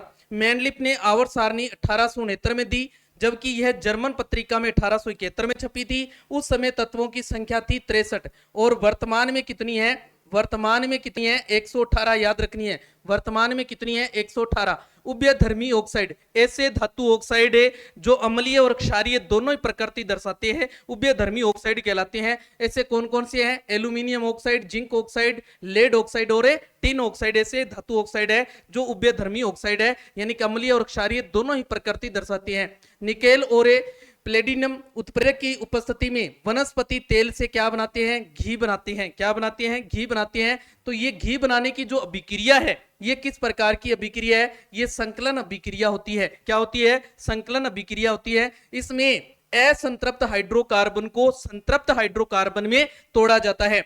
आयनिक यौगिक में इलेक्ट्रॉन का आदान प्रदान होता है। तो HCl में क्या होता है, HCl में क्या आयनों का आदान प्रदान होगा, नहीं होगा, क्योंकि HCl एक आयनिक यौगिक नहीं है, आयनिक यौगिक नहीं है। आयनिक यौगिक कौन से हैं, जैसे NaCl है, ये एक आयनिक यौगिक है। क्या है, आयनिक यौगिक है। ओके, Au, Ag और प्लेटिनम प्रकृति में पाए जाते हैं मुक्त अवस्था में। क्या पाए जाते हैं, स्वतंत्र अवस्था में पाए जाते हैं। ओके, हाँ जी। नेक्स्ट अपने पास एथेनॉल सोडियम से अभिक्रिया कर दो उत्पाद बनाता है, सोडियम एथोक्साइड और हाइड्रोजन। सोडियम एथोक्साइड और हाइड्रोजन कौन सी धातु गलित अवस्था में उनके क्लोराइडों के विद्युत अपघटन से प्राप्त होती है, सोडियम और कैल्शियम। सोडियम और कैल्शियम जो धातु होती है ये गलित अवस्था में जो एक पाई जाती है और उनसे क्या किया जाता है, इनको अलग किया जाता है, यानी कि ये स्वतंत्र अवस्था में नहीं रह सकती है, ये स्वतंत्र अवस्था में नहीं रह सकती है। मिश्र धातु होता है समांगी मिश्रण। क्या होता है, समांगी मिश्रण होता है। नेक्स्ट है, अपने अभी तक बात कर रहे थे, सबसे पहले हमने फिजिक्स के बारे में बात की, उसके बाद हमने केमिस्ट्री देखा। अब अपने चर्चा करने वाले हैं किसकी, बायोलॉजी की। किसकी चर्चा करने वाले हैं, बायोलॉजी की चर्चा करने वाले हैं। और हम चर्चा कर रहे हैं किसकी, NCERT के जो क्लास 6 से लेके 10 तक की जो साइंस की बुक है उसका निचोड़ जो है वो अपने बात करने वाले हैं, उसके ऊपर बात कर रहे हैं अपने। और उसी का पार्ट आगे वाला है अपना बायोलॉजी, बायोलॉजी के ऊपर चर्चा करने वाले हैं। तो जल्दी से अभी तक अगर किसी ने इस क्लास को शेयर नहीं किया है तो अपने दोस्तों तक जरूर शेयर करो। और साथ ही साथ आपने अभी तक अगर इस क्लास को सब्सक्राइब नहीं किया है और लाइक नहीं किया है तो ये काम भी आप कर लीजिए। तो चलते हैं बायोलॉजी पर। नेक्स्ट अपने बायोलॉजी, बायोलॉजी में भी अपने बात कर रहे हैं क्लास 6 की। किसकी बात कर रहे हैं, क्लास 6 की बात कर रहे हैं। सबसे पहले अपने किसकी बात है, क्लास 6 की। जिस तरीके से हमने फिजिक्स और केमिस्ट्री की बात की वैसे ही अपने बायोलॉजी की बातें करने वाले हैं। हाँ जी, मनुष्य एवं तिलचटा किस वर्ग के उदाहरण है, ये सर्वाहारी किस वर्ग के हैं, सर्वाहारी वर्ग के उदाहरण है। दूध में क्या नहीं पाया जाता है, विटामिन सी और आहार फाइबर नहीं पाया जाता है। विटामिन सी और आहार फाइबर जो है वो नहीं पाया जाता है। तो क्या पाया जाता है, वसा। क्या पाया जाता है, वसा, याद रखना है। मधुमक्खी किस से शहद बनाती है, मकरंद से। किससे, मकरंद से। केला एवं कद्दू में 2 या 2 से अधिक खाने योग्य हिस्से होते हैं। कौन कौन से ऐसे हिस्से हैं केले और कद्दू के अंदर, फूल को भी खाया जा सकता है, तने को भी और फल को भी, तीनों को खा सकते हैं इसके अंदर, तीनों को खाने में उपयोग में लेते हैं। ऊर्जा देने वाला खाद्य पदार्थ है कार्बोहाइड्रेट। कार्बोहाइड्रेट में गेहूं है, चावल, आवल नहीं, ये चावल, क्या कर लो, चावल या अनाज जो है, अनाज जितने भी हैं उन सब से क्या मिलता है अपने को, कार्बोहाइड्रेट। और वसा, वसा तेल है, घी है, इनसे अपने को वसा मिलती है। प्रोटीन, पनीर है, दालें हैं, इन सब से अपने को क्या मिलता है, प्रोटीन। और सबसे ज्यादा प्रोटीन की अगर बात करें तो किस दाल से मिलता है अपने को, चना दाल से। चना दाल से सबसे ज्यादा प्रोटीन मिलता है, सबसे ज्यादा प्रोटीन, याद रखना है, सबसे ज्यादा प्रोटीन प्राप्त होता है। ओके, मानव शरीर में धीमी वृद्धि किसकी कमी के कारण होती है, प्रोटीन की कमी के कारण वृद्धि होती है। किसके कारण, प्रोटीन की कमी के कारण धीमी गति से वृद्धि होती है। मसूड़ों से खून निकलना, रोग प्रतिरोधक क्षमता में कमी, घाव भरने में अधिक समय लगना, ये किसकी कमी से होता है, ये विटामिन सी की कमी से ऐसा होता है। विटामिन सी की अगर कमी है तो मसूड़ों से खून निकलना, रोग प्रतिरोधक क्षमता कम होना और घाव भरने में अधिक समय लगना, ये सारे के सारे लक्षण जो है वो देखे जा सकते हैं।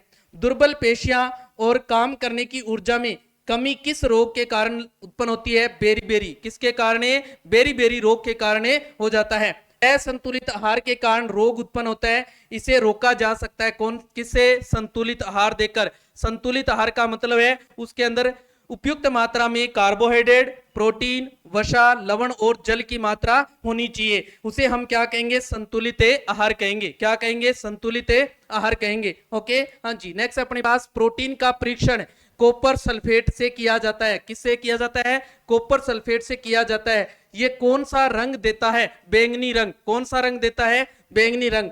कार्बोहाइड्रेट का परीक्षण I2 का मतलब आयोडीन। क्या? आयोडीन। आयोडीन से किया जाता है। यह कौन सा रंग देता है? नीला और काला। कौन सा रंग देता है? नीला और काला देता है। छाछ किस पदार्थ से प्राप्त किया जाता है? तो छाछ यानी कि जो लस्सी जिसको अपने बोलते हैं वो किससे प्राप्त होती है? अपने को दूध से। किससे प्राप्त होती है? दूध से प्राप्त होती है। नेक्स्ट है पति का प्रमुख भाग और कार्य। आपको सारे भाग और कार्य मैंने लिख दिए यहाँ देखो। एक होता है परिवर्त। जो परिवर्त होता है ये पति को तने से जोड़ने वाला जो भाग होता है, पति का तने से जोड़ने वाला जो डंडी होती है ना, उस डंडी को बोलते हैं अपनी परिवर्त। उसके बाद है पटल। पटल होता है पति का हरा चपटा भाग जो होता है, हरे वाला जो भाग होता है चपटा, उसको बोलते हैं अपने पटल। किनारा पति को आकार देता है।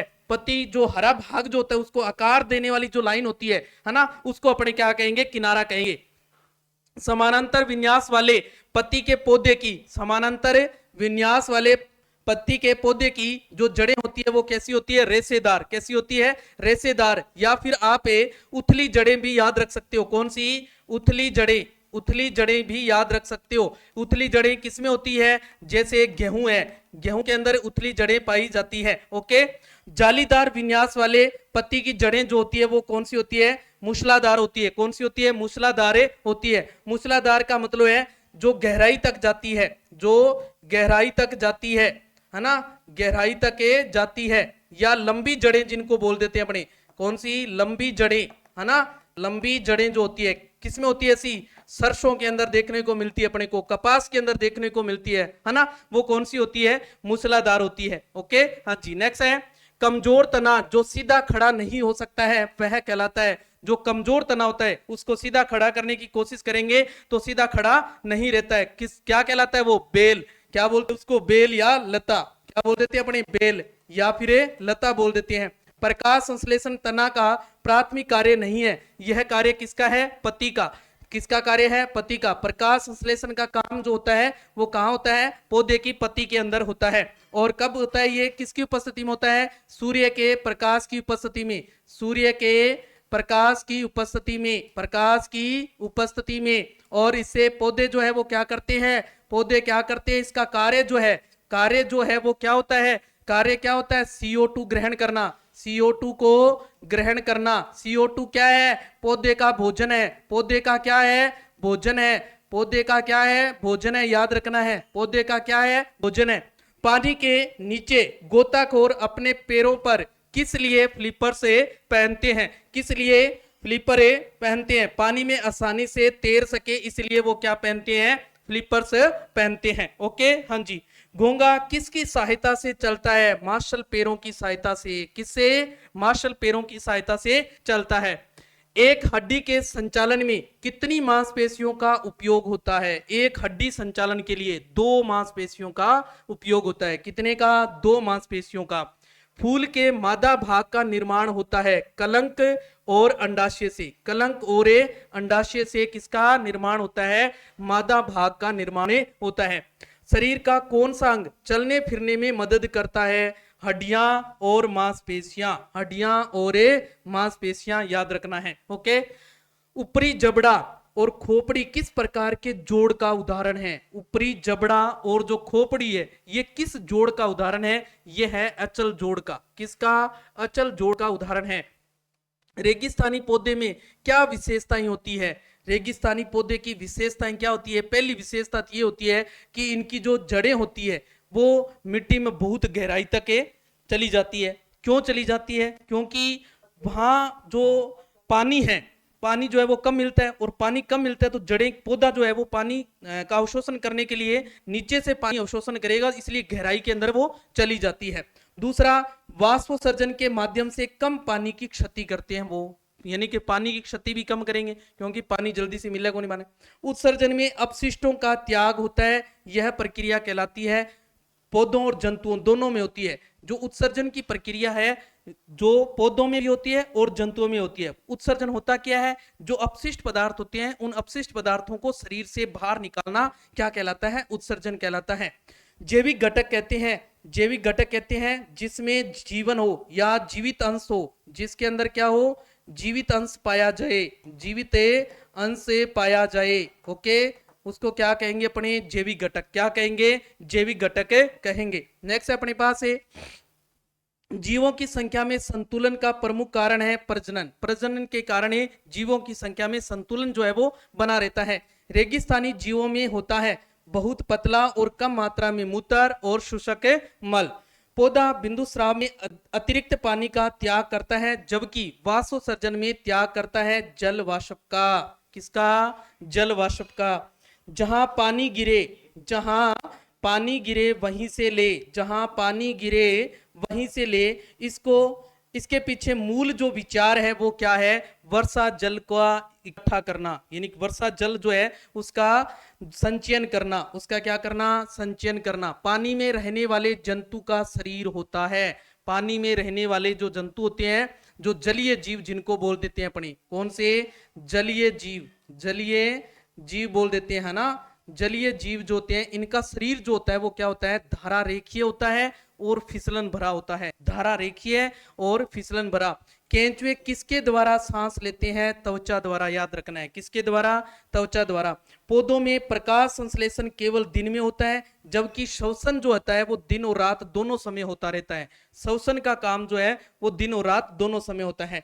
केंचुए की सहायता से कंपोस्ट तैयार करने की जो विधि होती है वो क्या कहलाती है, कृमि खाद या फिर वर्मी कंपोजिशन कहलाती है। ओके, हाँ जी। रसोई कचरे का खाद में बदलने का सही क्रम, सबसे पहले क्या करते हैं, गड्ढा खोदते हैं अपने, और उस गड्ढे की जो तली होती है उसके अंदर रेत बिछा देते हैं अपने। सबसे पहले गड्ढा खोद देंगे और उस गड्ढे की तली के अंदर रेत बिछा देंगे। रेत बिछाने के बाद कचरे के जो कचरा होता है अपना, अपशिष्ट जो पदार्थ होते हैं उनको अपने उसके अंदर डाल देते हैं। डालने के बाद फिर एक पानी डाल देते हैं, और पानी डालने के बाद उसके ऊपर फिर रेत की एक परत बिछा देते हैं, फिर ऊपर से कचरा और डालते रहते हैं, फिर एक पानी डाल देंगे, पानी डाल के फिर रेत बिछा देंगे। इस तरीके से 2-3 परतें जो है वो बना देते हैं, और लास्ट में क्या कर देते हैं, बोरियां घास से ढक देते हैं और कड़ी डाल देते हैं। कड़ी डाल देते हैं, कड़ी का मतलब है यानी कि उसके ऊपर पूरी तरह से रेत जो है बिछा देते हैं, और चारों ओर एक बल्ले बना देते हैं मिट्टी के द्वारा। क्या बना देते हैं, मिट्टी के द्वारा बल्ले बना देते हैं, और उसके ऊपर पानी डालते रहते हैं, उसको बोलते हैं कड़ी। क्या बोलते हैं, कड़ी। ओके, अब बात करते हैं अपने 7th क्लास की। किसकी बात करते हैं, 7th क्लास की बातें करते हैं। दो जीवों के बीच संबंध दर्शाता है वह कहलाता है, दो जीवों के बीच जो संबंध दर्शाता है वो क्या कहलाता है, सहजीवी। क्या कहलाता है, सहजीवी। कौन सा दांत जोड़ा, दांत का जो जोड़ा होता है उनकी संरचना तो क्या होती है, अलग अलग होती है, भिन्न होती है, लेकिन कार्य में समान होते हैं। कार्य में क्या होते हैं, समान। कौन से हैं, चौवर्णक और अगर चौवर्णक जो दांत के जोड़े होते हैं इनका काम तो समान है। काम के हंगो, काम है चीरा फाड़ी करनो, के काम है चीरा फाड़ी करनो, तो चीरा फाड़ी दोनों ही करे। चौवर्णक दांत है वे भी चीरा फाड़ी काम करे, और अगर चौवर्णक है वे भी चीरा फाड़ी को काम करे, लेकिन संरचना दोनों की क्या है, अलग अलग है, ध्यान रखना है।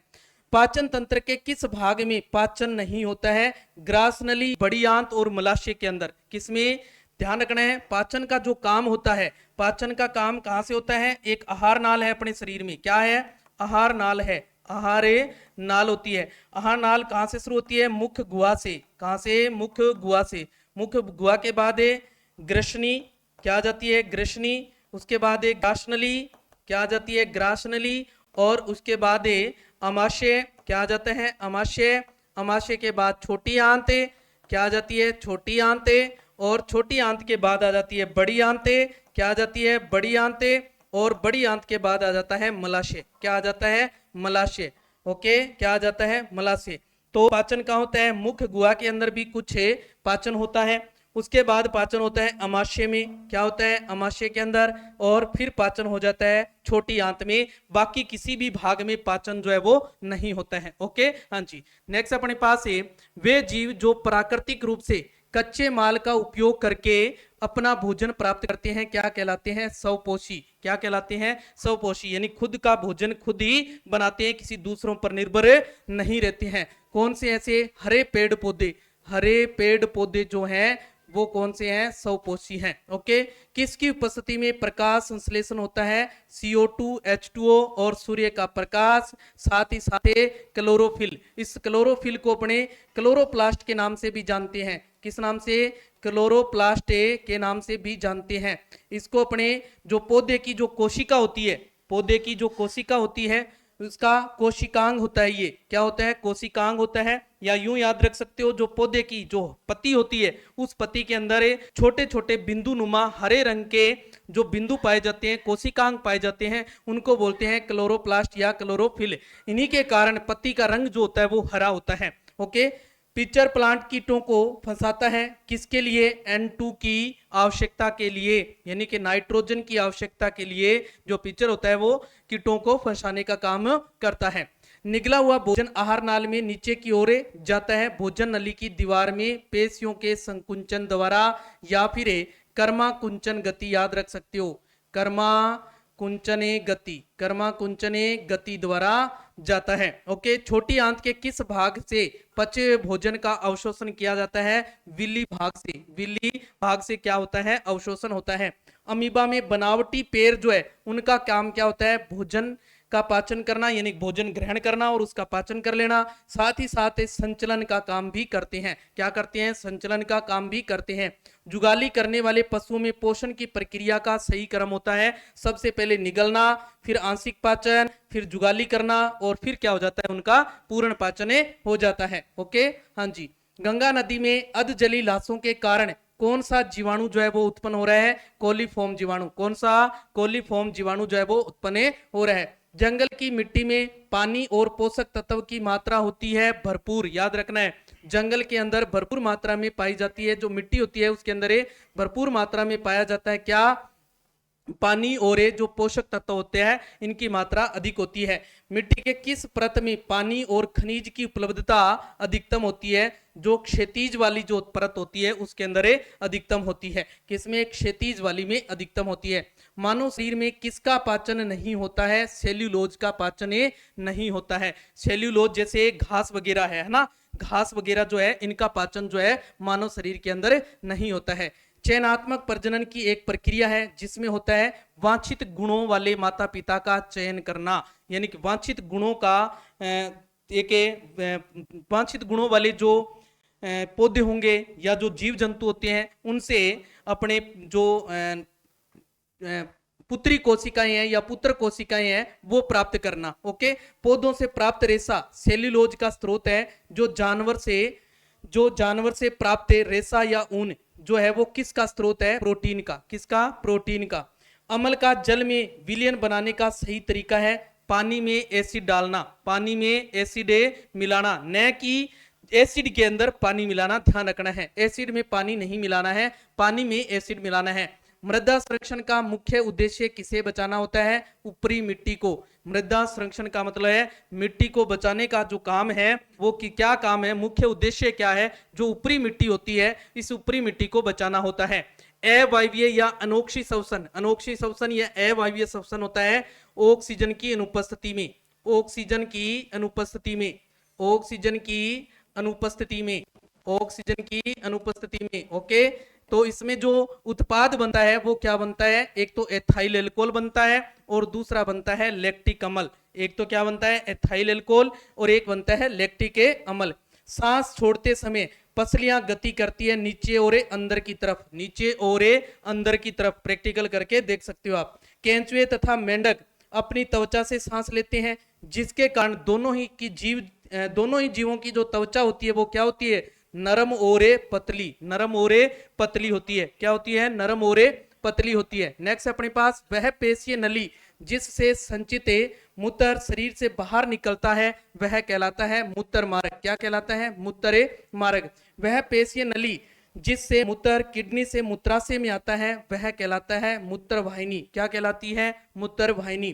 रक्त और ऊतक या धमनी से शिरा में रक्त किसके माध्यम से पहुंचता है? केशिका द्वारा। ये भी एक रक्त वाहिनी है। क्या है? एक रक्त वाहिनी है। ये भी रक्त वाहिनी है। जिस तरीके से शिरा और धमनी है, शिरा और धमनी है, ये भी रक्त वाहिनियां हैं, ध्यान रखें, ये भी 2 रक्त वाहिनियां हैं, सीरा और धमनियां। और ये केशिका है, ये भी रक्त वाहिनी है।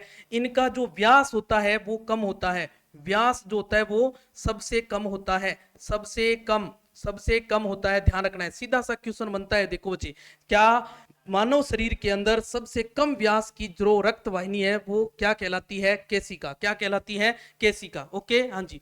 मानव में अनोक्सी श्वसन का उत्पाद है, अभी बताया मैंने, लैक्टिक अम्ल। क्या होता है? लैक्टिक अम्ल होता है। क्या होता है? लैक्टिक अम्ल होता है। और एक क्या होता है? Ethyl alcohol. अनोक्सी श्वसन में देखो, आंशिक के रूप से अगर लेंगे तो लैक्टिक अम्ल और ऊर्जा बनेगी। आंशिक रूप से O2 का मतलब है कि थोड़ी सी ऑक्सीजन की उपस्थिति में, थोड़ी सी ऑक्सीजन की उपस्थिति में, और ऑक्सीजन की बिल्कुल अनुपस्थिति अगर, यानी कि ऑक्सीजन है ही नहीं, तो क्या बनेगा? एथाइल एल्कोहल और CO2 साथ में ऊर्जा बनेगी। नेक्स्ट है, मानव शरीर के किस भाग में स्वेद ग्रंथियां नहीं पाई जाती हैं? स्वेद ग्रंथियों का मतलब है तेलीय ग्रंथियां। कौन सी? तेलीय ग्रंथियां जो है वो कहां नहीं पाई जाती है? तेलीय ग्रंथियां कहां नहीं पाई जाती है? होठ पर। कहां पर? होठों पर। पौधों में कौन सा भाग मुख्यतः लैंगिक जनन में भाग लेता है? बीज और फूल। बीज और फूल जो होता है वो पौधों के लैंगिक जनन में भाग लेता है, ध्यान करना है। विभिन्न फूलों के अंडाशय हो सकते हैं एक से अनेक बीजांड, एक से अनेक बीजांड। परागण क्या होता है? पराग कोश से वर्तिका ग्रह तक पराग कण का स्थानांतरण क्या कहलाता है? परागण कहलाता है। परागण जो होता है ये दो प्रकार का होता है। एक स्वपरागण, एक तो होता है स्वपरागण, स्वपरागण, और दूसरा होता है परपरागण। परपरागण, परपरागण, स्वपरागण और परपरागण। स्वपरागण में तो जो पराग कण जो होते हैं वो समय जाते हैं, पराग कण समय गति करते हैं, समय गति करते हैं, गति करते हैं। ओके। और परपरागण में किसी अन्य की सहायता से क्या करेंगे? परागकण जो है उनको वर्तिका ग्रह तक पहुंचाया जाता है। तो अन्य इसमें किसके द्वारा पहुंचाया जा सकता है? वायु द्वारा, जल द्वारा और कीटों द्वारा। और किसके द्वारा? कीटों द्वारा, ध्यान रखना है, किसके द्वारा? कीटों द्वारा। ओके, हाँ जी। नेक्स्ट है, सीवेज मुख्य रूप से होते हैं तरल अपशिष्ट। क्या होते हैं? तरल अपशिष्ट को अपने क्या कहा जाते हैं या क्या बोलते हैं? सीवेज कहा जाता है। घरों या सार्वजनिक स्थान से अपशिष्ट जल को उपचार से तक ले जाने वाले पाइप को क्या कहते हैं? गंदी नाली की व्यवस्था। क्या बोलते हैं? गंदी नाली की व्यवस्था। किस बल के द्वारा पौधों में पानी नीचे से ऊपर की तरफ जाता है? अब पौधे नीचे से पानी ग्रहण, जड़ों से पानी ग्रहण करते हैं और पौधे के प्रत्येक भाग तक पानी जो है वो पहुंचाने का काम करते हैं। तो प्रत्येक भाग तक पहुंचाने के लिए एक बल की आवश्यकता होगी। तो बल कौन सा होता है? चूसक बल की सहायता से क्या करते हैं? वो प्रत्येक भाग तक पहुंचा देते हैं। मछली में उत्सर्जित पदार्थ अमोनिया होता है, पक्षी में यूरिक अम्ल होता है, तो मानव में क्या होता है? यूरिया। याद रखना है, मानव में क्या होता है? यूरिया होता है। किसे हरा फेफड़ा कहते हैं? जंगल को हरा फेफड़ा कहते हैं। तने के ऊपर एक पेड़ की शाखाओं वाले भाग को जाना जाता है शीर्ष। क्या कहते हैं उसको? शीर्ष कहते हैं, ध्यान रखना है। ओके, हाँ जी। अब अपने बात करने वाले हैं 8th क्लास की। किसकी बात करने वाले हैं? 8th क्लास की। अपने बात कर रहे हैं जो एनसीईआरटी की जो साइंस है क्लास 6 से लेके 10 तक, क्लास 6 से लेके 10 तक है, उनकी बात कर रहे हैं। और उसमें अपने जो फिजिक्स और केमिस्ट्री है उसकी चर्चा कर चुके हैं। और अब अपनी क्लास जो चल रही है वो बायोलॉजी की चल रही है। और पूरी की पूरी जो क्लास 6 से लेके 10 तक की जो एक ही क्लास के अंदर मैटर जो है अपना किया जा रहा है। और आपके सामने है बायोलॉजी। बायोलॉजी की अपने क्लास वाइज कर रहे हैं, जैसे फिजिक्स और केमिस्ट्री को किया ऐसे ही अपने क्लास वाइज बायोलॉजी को देख रहे हैं। तो आपके सामने है बहुत ही महत्वपूर्ण क्वेश्चन। इन क्वेश्चनों को देखते हुए, ये जो क्वेश्चन है ये पीछे की भर्तियों के अंदर किसी न किसी भर्ती में पूछे हुए क्वेश्चन है। तो इन क्वेश्चनों को देखकर आप अंदाजा लगा सकते हैं कि एनसीईआरटी की बुक जो है वो अपने लिए कितनी महत्वपूर्ण है, कितनी महत्वपूर्ण है। तो एनसीईआरटी की ही बुक है, आपने पढ़नी है, उनको ही आपने कंटेस्ट करना है प्रत्येक विषय के लिए। तो बायोलॉजी का 8th क्लास का पहला प्रश्न अपना, विषाणु निर्जीव और सजीव के बीच की एक योजक कड़ी है। जो विषाणु होता है वो निर्जीव और सजीव के बीच की एक योजक कड़ी है जिससे क्रिस्टल बनाए जा सकते हैं। यह जनन करता है केवल परपोषी के कोशिका में, केवल परपोषी के कोशिका में जनन करता है। ब्रेड और किण्वन में कौन सी गैस निकलती है? CO2। कौन सी गैस निकलती है? CO2। रेड डाटा बुक में किसका रिकॉर्ड रखा जाता है? किसका रिकॉर्ड रखा जाता है? किसमें? रेड डाटा बुक के अंदर। ऐसे जीव जंतु और पादप जो प्राय लुप्त हो चुके हैं या फिर लुप्त होने के कगार पर है, उनका रिकॉर्ड जो है वो रेड डाटा बुक के अंदर रखा जाता है। नेक्स्ट है, अदरक के प्रवर्धन में आमतौर पर किसका उपयोग किया जाता है? परक्रंद का या फिर तना। याद रख सकते हो क्या? तना। ओके। जैव खाद पर्यावरण के लिए अच्छी मानी जाती है, लेकिन इसमें कौन सा गुण जो है वो नहीं पाया जाता है? संतुलित पोषक पदार्थ जो है वो नहीं पाए जाते हैं। या तो ये अधिक मात्रा में पाए जाते हैं या फिर ये कम मात्रा में होते हैं। कोशिका के विभिन्न घटकों के लिए शब्द है कोशिका अंगक या फिर कोशिका अंग। क्या? कोशिकांग। क्या? कोशिकांग याद रख सकते हो आप। ओके। कोशिका अंगक या फिर कोशिकांग। कोशिका के भीतर पाए जाने वाले जेली जैसे पदार्थ को क्या कहते हैं? कोशिका द्रव्य। क्या कहते हैं? कोशिका द्रव्य। नेक्स्ट है, कौन सा कोशिकांग पादप, जंतु और जीवाणु तीनों ही कोशिकाओं में पाया जाता है? पादप कोशिका में भी, जंतु कोशिका में भी और जीवाणु कोशिका में भी पाया जाता है। ऐसा कौन सा कोशिकांग है? कोशिका झिल्ली। कौन सा? कोशिका झिल्ली। युग्मक निषेचित होकर युग्मनज बनाता है, तो युग्मनज जो है ये विकसित होकर क्या बनाते हैं? भ्रूण का क्या बनाते हैं? भ्रूण बनाते हैं। टेडपोल से मेंढक तक का जो परिवर्तन होता है उसको कहते हैं अपने कायांतरण। क्या कहते हैं? कायांतरण। और कायांतरण के लिए जो आवश्यक तत्व होता है वो कौन सा है? आयोडीन। कौन सा है? आयोडीन है, याद रखना है। कौन सा तत्व है? आयोडीन। ओके। हाँ जी। किस जीव में स्पष्ट कोशिका भित्ति होती है लेकिन केंद्रक जो है वो नहीं पाया जाता है? जीवाणु कोशिका के अंदर ऐसा होता है। उत्तक समान कोशिकाओं का एक समूह होता है, यानी कि उत्तक किससे मिलते हैं? जो समान कोशिकाएं हैं, दो या दो से अधिक मिलकर क्या बनाते हैं? उत्तक का निर्माण करते हैं। और अंग जो होता है, अंग किनसे बनता है? उत्तकों से मिलकर बनता है। तो अंग में जो कोशिकाएं होती है वो क्या होती है? अलग अलग। ध्यान रखना है, अलग अलग होती है। ओके। मानव में निषेचन अंडवाहिनी में होता है, या फिर आप इसकी जगह याद रख सकते हो एक और, फेलोपियन ट्यूब। क्या नाम याद रख सकते हो? फेलोपियन ट्यूब नाम याद रख सकते हो। ओके। तो निषेचित अंडे का जो परिवर्धन होता है, परिवर्धन जो होता है वो कहां होता है? गर्भाशय में। कहां होता है? गर्भाशय में। ओके। हाँ जी। नेक्स्ट अपने पास, लक्षणों के वंशानुगति के लिए जिम्मेवार होता है गुणसूत्र और जीन। कौन होता है? गुणसूत्र और जीन। कोशिका के आकार को व्यक्त किया जाता है माइक्रोमीटर में। किसमें? माइक्रोमीटर में। कोशिकाओं में प्रवेश करने वाले और बाहर जाने वाले पदार्थ का नियंत्रण जो होता है वो कहां होता है? कोशिका झिल्ली द्वारा। किसके द्वारा होता है? कोशिका झिल्ली द्वारा। हाइड्रा और ईस्ट में जनन जो होता है वो किसके द्वारा होता है? मुकुलन द्वारा। किस विधि द्वारा? मुकुलन विधि द्वारा होता है। मुकुलन विधि द्वारा होता है। किस विधि द्वारा? मुकुलन विधि द्वारा होता है। और ये जो जनन होता है ये किस प्रकार का होता है? अलैंगिक जनन। किस प्रकार का? अलैंगिक जनन होता है। ध्यान रखना है, अलैंगिक जनन की विधि है मुकुलन विधि, और ये किस में पाई जाती है? हाइड्रा और ईस्ट में। ओके। जनन का वह प्रकार जिसमें केवल एक जीव भाग लेता है क्या कहलाता है? अलैंगिक जनन। जनन जो है वो दो प्रकार का है, जिसमें एकल जीव भाग ले अलैंगिक जनन, जिसमें दो जीव भाग ले नर और मादा वो क्या होता है? लैंगिक। आगरा में ताजमहल को अधिकतम प्रभावित करने वाला जो प्रदूषण है वो कौन सा है? वायु प्रदूषण। सबसे ज्यादा किस प्रदूषण से ताजमहल जो है वो प्रभावित हो रहा है? वायु प्रदूषण के द्वारा सबसे ज्यादा प्रभावित हो रहा है। अब अपने बात कर रहे हैं क्लास 9th की। किसकी बात कर रहे हैं? क्लास 9th की बात कर रहे हैं। अल्प प्रासरी माध्यम में कोशिका द्रव का सिकुड़ना क्या कहलाता है?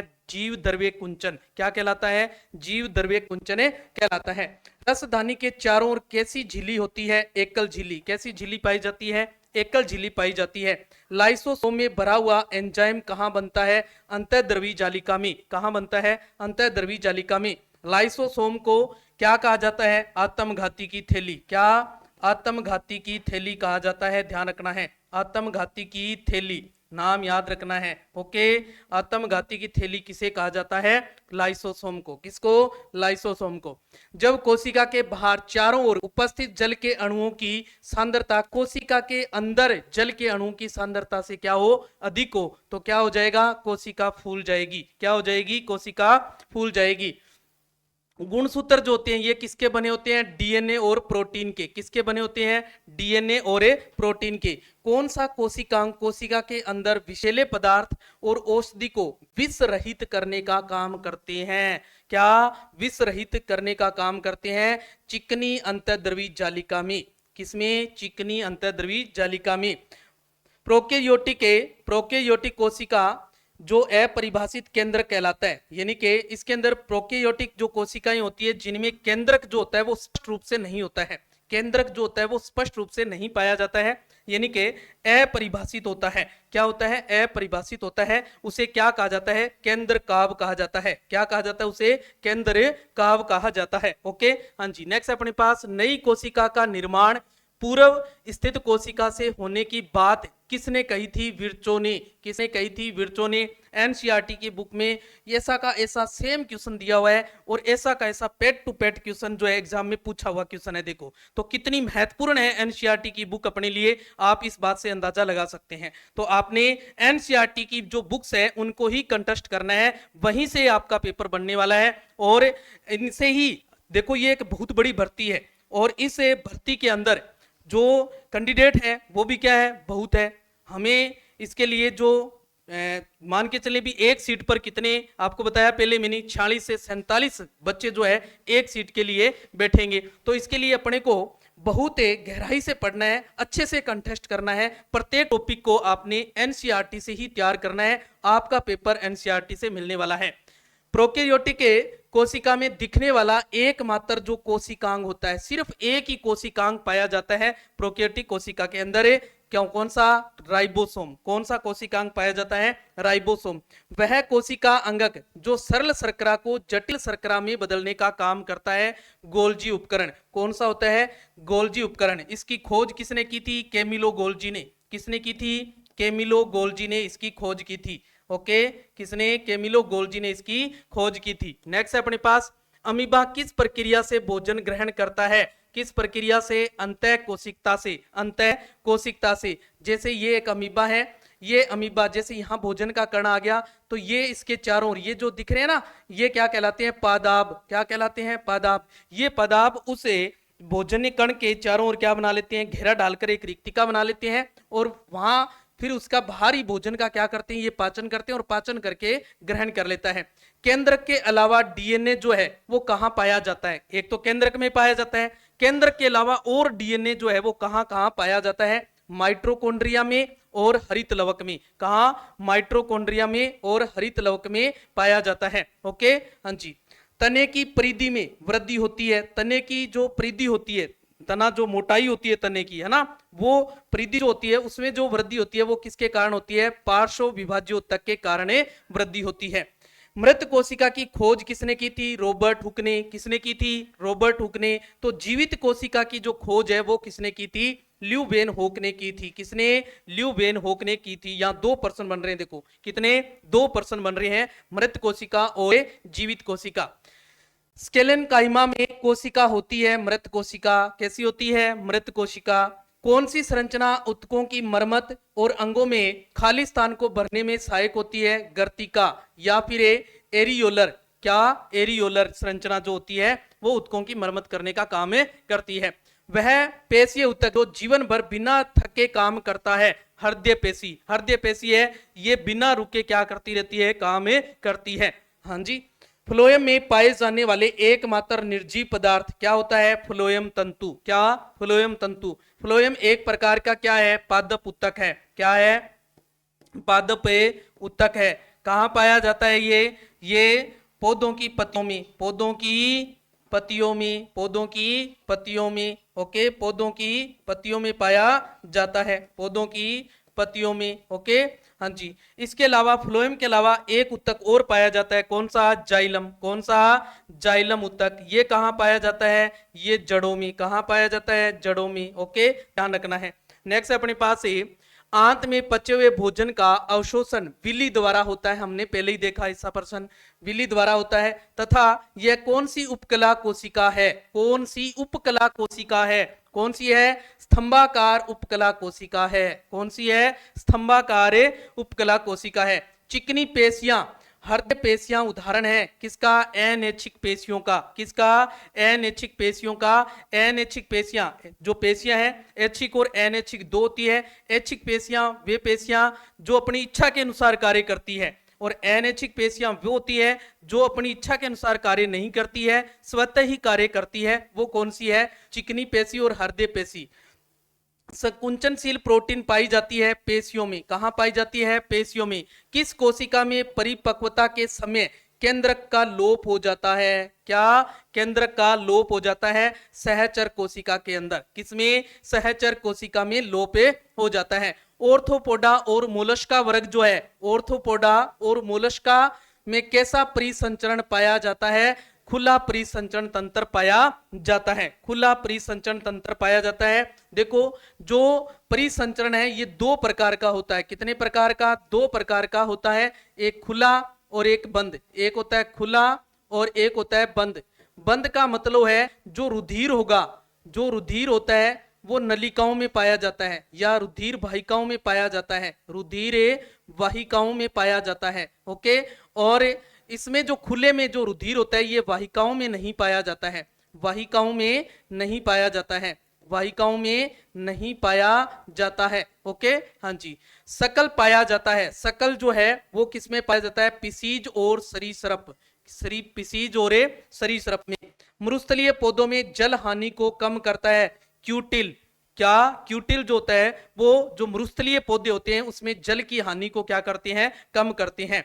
ओके, कोरक कोशिका में किसके कारण जल और गैस की जो पारगम्यता है उसको समाप्त करता है, सुबेरिन, किसके कारण है, सुबेरिन। ओके, हाँ जी। नेक्स्ट अपने पास स्थलीय पर्यावरण में पादपों की उत्तरजीविता किसकी उपस्थिति के कारण संभव होती है, संवहन उत्तक के कारण। किसके कारण है, संवहन उत्तक के कारण। इकाई नोड मेटा है, ये के पूर्णतः समुद्री जीव है, यानी कि जीवों का जो वर्गीकरण है, वर्गीकरण के अंदर जैसे ऑर्थोपोडा मोलस्का वर्ग देखा हमने, है ना, इसी प्रकार इसका एक इकाई नोड मेटा वर्ग है। इसके अंदर सभी के सभी जो है वो कौन से जीव रखे गए हैं, समुद्री जीव जो है उनको रखा गया है। इकाई नोड मेटा का चलन अंग जो पैर होता है वो क्या कहलाता है, नालपाद कहलाता है। क्या कहलाता है, नालपाद कहलाता है। जीवों के नामकरण की पद्धति की शुरुआत जो है वो किसने की थी, लिनियस ने की थी। किसने की थी, लिनियस ने की थी सबसे पहले। संपूर्ण रूप से उपास्थि का बना कंकाल होता है सारक का, किसका बना होता है, सारक का बना होता है, इसमें हड्डियां जो होती है वो नहीं होती है। ओके, हाँ जी। जाति का उद्भव नामक पुस्तिका जो है वो किसने लिखी थी, डार्विन ने। किसने लिखी थी, डार्विन ने। डेंगू, एडस, इन्फ्लुएंजा, खसरा ये जो है ये विषाणु जनित रोग है, क्या है, विषाणु जनित रोग है। और जो टाइफाइड है, एंथ्रेक्स है, हेजा है, काली खांसी है, ये किससे जनित रोग है, तो ये किससे जनित रोग है, जीवाणु जनित रोग है। ये किससे होने वाले हैं, जीवाणु से होने वाले रोग है। यहाँ सारे रोग एक साथ दे दिए, विषाणु जनित रोग एक साथ और ये जीवाणु जनित रोग है एक साथ। रोग का प्रश्न आने वाला है एक, याद रखना, रोग का प्रश्न आने वाला है, तो ये बड़ा ही महत्वपूर्ण प्रश्न है आपके लिए, ये बड़ा ही महत्वपूर्ण प्रश्न है। ओके, हाँ जी। वर्षा प्रतिमान निर्भर करता है उस क्षेत्र के जलाशयों की संख्या पर, क्या, उस क्षेत्र के जलाशयों की संख्या पर। बंजर सेल पर लाइकेन की वृद्धि के बाद किसकी वृद्धि होती है, मोश की। किसकी वृद्धि होती है, मोश की वृद्धि होती है। मोश यानी कि दूब जिसको कह देते हैं अपने, किसको, दूब को। ओके, हाँ जी। प्रति विषाणु औषधियां बनाना कठिन होता है, क्योंकि जो प्रति विषाणु औषधियां हैं इनको बनाना कठिन होता है, क्यों, क्योंकि विषाणु में जैव रासायनिक प्रणाली बहुत कम पाई जाती है या फिर पाई ही नहीं जाती है, यानी कि न के बराबर होता है। जीवाणु द्वारा नाइट्रोजन स्थिरीकरण की क्रिया किसकी उपस्थिति में संभव नहीं है, ऑक्सीजन की उपस्थिति में संभव नहीं है। ओके, बोस इंडिकस, बोस बुबेलिस ये भारतीय गायों की नस्ल है, भारतीय गायों की क्या है, नस्ल है। और जर्सी और जो ब्राउन स्विस है ये कौन सी है, ये विदेशी नस्लें हैं, ये कौन सी है, विदेशी नस्लें हैं। ओके, हाँ जी। नेक्स्ट अपने पास कटला मछली जो है ये सतह से जो भोजन है वो ग्रहण करती है, कटला जो मछली होती है। और जो रोहू होती है ये मध्य से भोजन ग्रहण करती है, और जो मृगल है और कोमल कारप जो है, कोमल कारप है, ये तालाब के किस भाग से करेगी? तली के, जो तली के अंदर, यानी कि ये नीचे रहती है, ये नीचे रहती है। ओके, हाँ जी। नेक्स्ट अपने पास है क्लास 10th की बात करते हैं। किसकी बात कर रहे हैं? क्लास 10th की। हम लोगों ने प्रत्येक एनसीईआरटी की बुक जो है क्लास 6 से लेके 10 तक, उसको हमने अलग अलग पार्ट में डिवाइड करके इसको पढ़ा है। फिजिक्स, उसके बाद केमिस्ट्री, उसके बाद बायोलॉजी पढ़ रहे हैं अपने, और इसमें हमने क्लास वाइज चर्चा की है। तो अब कर रहे हैं अपने बायोलॉजी के क्वेश्चनों की जो क्लास 10th से लिए जाते हैं। हाँ जी। अमाशय का अस्तर सुरक्षित रहता है। क्या रहता है? अमाशय का जो अस्तर होता है, जो अमाशय का जो अंदर का जो अस्तर होता है, वो किस से सुरक्षित रहता है? क्यों अमाशय के अंदर क्यों सुरक्षा का काम, क्यों, क्या जरूरत पड़ेगी उसके अंदर? क्योंकि जो हमारा पाचन जो होता है वो कहाँ होता है? अमाशय के अंदर आंशिक पाचन होना शुरू हो जाता है। तो उस अमाशय के अंदर पाचन के लिए माध्यम जो होता है वो अम्लीय बनाना पड़ता है। क्या बनाना पड़ता है? अम्लीय माध्यम। इसलिए HCl जो अपना अम्ल है, पेट के अंदर जो पाया जाने वाला अम्ल जो है वो कौन सा है? हाइड्रोक्लोरिक अम्ल है। उस अम्ल के द्वारा स्राव होता है अम्ल का, उसके कारण माध्यम जो होता है वो क्या हो जाता है? अम्लीय। अब क्या होता है, कई बार अधिक मात्रा में अम्ल स्रावित हो जाता है, तो वो क्या करेगा? जो अमाशय का अस्तर होगा उसको क्या करेगा? वो नुकसान पहुंचा सकता है, आघात पहुंचा सकता है। तो इसलिए उसके अंदर श्लेष्मा ग्रंथि लगी होती है। श्लेष्मा ग्रंथि क्या करती है? उसे माध्यम को क्षारीय बनाने का काम करती है। यकृत पित्त स्राव करता है। क्या करता है? पित्त का स्राव करता है, जो पित्ताशय में जमा रहता है। कहां? पित्ताशय में जमा रहता है, तथा छोटी आंत में आकर मिल जाता है। छोटी आंत में आकर क्या है? मिल जाता है, क्योंकि यहाँ पूर्ण पाचन होता है। क्या होता है? पूर्ण पाचन होता है। किस वर्ग के जंतु अपना भोजन शरीर से बाहर पचाकर ग्रहण करते हैं? कवक जो है, कवक के अंदर जितने भी जीवाणु आते हैं, जंतु आते हैं, वो सारे के सारे जंतु क्या करते हैं? भोजन शरीर से बाहर पचाकर ग्रहण करते हैं। ओके, हाँ जी। नेक्स्ट अपने पास न्यूरॉन में विद्युत आवेग की दिशा होती है। सबसे पहले डेंड्राइट में जाता है। जो डेंड्राइट जो होते हैं, डेंड्राइट क्या करते हैं? सूचनाओं को इकट्ठा करते हैं। इकट्ठा करने के बाद कोशिका काय में, फिर एक्सोन में, फिर अंतिम छोर या एक्सन छोर, इसको अंतिम छोर भी बोल सकते हो, अंतिम सिरा। ओके, हाँ जी। न्यूरॉन में विद्युत संकेत रासायनिक संकेत में कहां बदलते हैं? जो अंतिम सिरा होता है यहां बदलता है। कहां? जो वैद्युत होते हैं, वैद्युत संकेत किस में बदल जाएंगे? वापस से रासायनिक संकेत में। मानव आहार नाल का सही क्रम मैंने आपको पहले ही बताया। पहले मुख आएगा, फिर ग्रसनी, फिर ग्रेशिका, फिर अमाशय, फिर छोटी आंत, फिर बड़ी आंत, और फिर क्या आ जाएगा? मलाशय। क्या आ जाएगा? मलाशय आ जाता है। ओके, हाँ जी। नेक्स्ट है अंतः श्वसन के दौरान वायु का प्रवाह होता है। सबसे पहले नासाद्वार, जो अपने नासाद्वार है, फिर ग्रसनी, फिर कंठ, फिर श्वास नली, और फिर कुपिकाओं में। कुपिकाएं क्या होती है? ये छोटी छोटी गुब्बारे नुमा संरचना होती है। छोटी छोटी गुब्बारे नुमा संरचना होती है। संरचना होती है। ओके, संरचना होती है। श्वसन के दौरान गैसों का विनिमय, गैसों का जो विनिमय है, गैसों का आदान प्रदान जो होता है, इसे हम क्या बोलते हैं? गैसों का विनिमय। क्या बोलते हैं? गैसों का विनिमय, गैसों का आदान प्रदान। गैसों का आदान प्रदान जो है वो होता है, आदान प्रदान जो होता है वो क्या कहलाता है? गैसों का विनिमय। और ये होता कहाँ है? ये फेफड़ों में। कहाँ होता है? फेफड़ों में होता है। कहाँ होता है? फेफड़ों में होता है। और फेफड़ों के अंदर एक संरचना पाई जाती है, थैलेनुमा। क्या संरचना? एक थैलेनुमा संरचना पाई जाती है। थैलेनुमा संरचना होती है। थैलेनुमा संरचना होती है। क्या होती है? अलवे ओलाई, अलवे ओलाई एक संरचना है जो थैलेनुमा संरचना होती है, जो कहाँ पाई जाती है? फेफड़ों में पाई जाती है। यहाँ क्या होता है? गैसों का विनिमय होता है। ओके, हाँ जी। पौधों में रंध्र खुलना और बंद होना निर्भर करता है कोशिका के भीतर जो जल की मात्रा होती है इसके ऊपर निर्भर करता है। रंध्र क्या होते हैं? पौधों के अंदर छोटे छोटे छिद्र पाए जाते हैं। छोटे छोटे क्या पाए जाते हैं? छिद्र पाए जाते हैं। खुलना और बंद होने का काम क्या होता है? जब इनके अंदर गैसों का विनिमय होता है तब ये रंध्र खुलते और बंद होते हैं।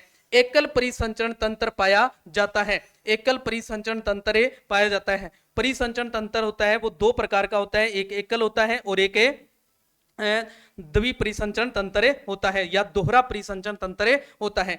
एकल के अंदर जो रुधिर होता है वो एक ही बार गुजरता है और दोहरे में रुधिर जो होता है वो दो बार गुजरता है। तो तो एकल जो है वो किसमें पाया जाता है, हिप्पोकैम्पस और एक्जेसिटक और एनाबश के अंदर एकल परिसंचरण तंत्र पाया जाता है। नेक्स्ट है तंत्रिका तंत्र की इकाई जो है, तंत्रिका तंत्र की जो सबसे छोटी कोशिका है वो क्या कहलाती है, न्यूरॉन कहलाती है। क्या कहलाती है, न्यूरॉन कहलाती है, या फिर इसको तंत्रिका कोशिका के नाम से भी जानते हैं, तंत्रिका कोशिका के नाम से भी जानते हैं। ओके, हाँ जी। तो वृक्क की जो सबसे छोटी इकाई जो होती है उसको हम क्या कहते हैं, नेफ्रॉन कहते हैं। क्या कहते हैं, नेफ्रॉन कहते हैं, या फिर वृक्काणु भी बोल देते हैं इसको। ओके, हाँ जी। प्रकाश संश्लेषण प्रक्रिया में ऑक्सीजन कहां से आता है, जब प्रकाश संश्लेषण की प्रक्रिया होती है तो उस समय जो ऑक्सीजन है वो कहां से आता है, H2O से, जल से, जो जल के अंदर जो ऑक्सीजन होती है वो ग्रहण की जाती है। जंतुओं में संचित ऊर्जा ग्लाइकोजन के रूप में होती है। जो जंतु होते हैं इनमें जो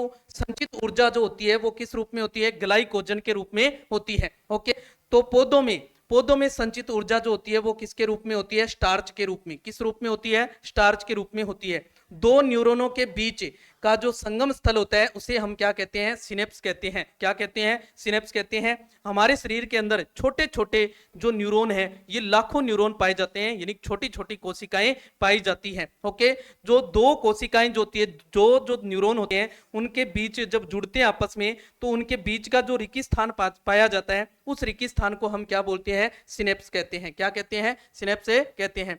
मानव में जैव प्रक्रियाओं का नियंत्रण और नियमन कहां होता है, जैव प्रक्रियाओं का नियंत्रण और समन्वय तंत्रिका और अंतःस्रावी तंत्रों से। किसके द्वारा, तंत्रिका और अंतःस्रावी तंत्रों से होता है। ओके, प्रतिवर्ती चाप के संघटकों का सही क्रम है, प्रतिवर्ती चाप का ये क्रम याद रखना, ये क्रम बड़ा महत्वपूर्ण है। सबसे पहले ग्राही अंग आते हैं, ग्राही अंग के बाद संवेदित जो कोशिकाएं होती है वो आती है, फिर मेरु रज्जु, उसके बाद प्रेरक न्यूरॉन, फिर पेशी कोशिकाएं आती है। फिर क्या जाती है, पेशी कोशिकाएं आती है।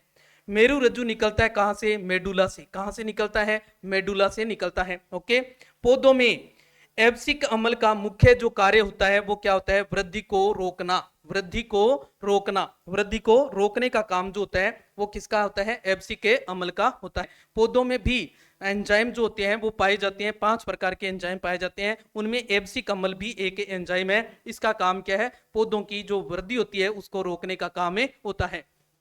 जैव पदार्थ को अकार्बनिक रूप में कौन बदलता है, अपघटक। कौन बदलता है, अपघटक, ध्यान रखना है।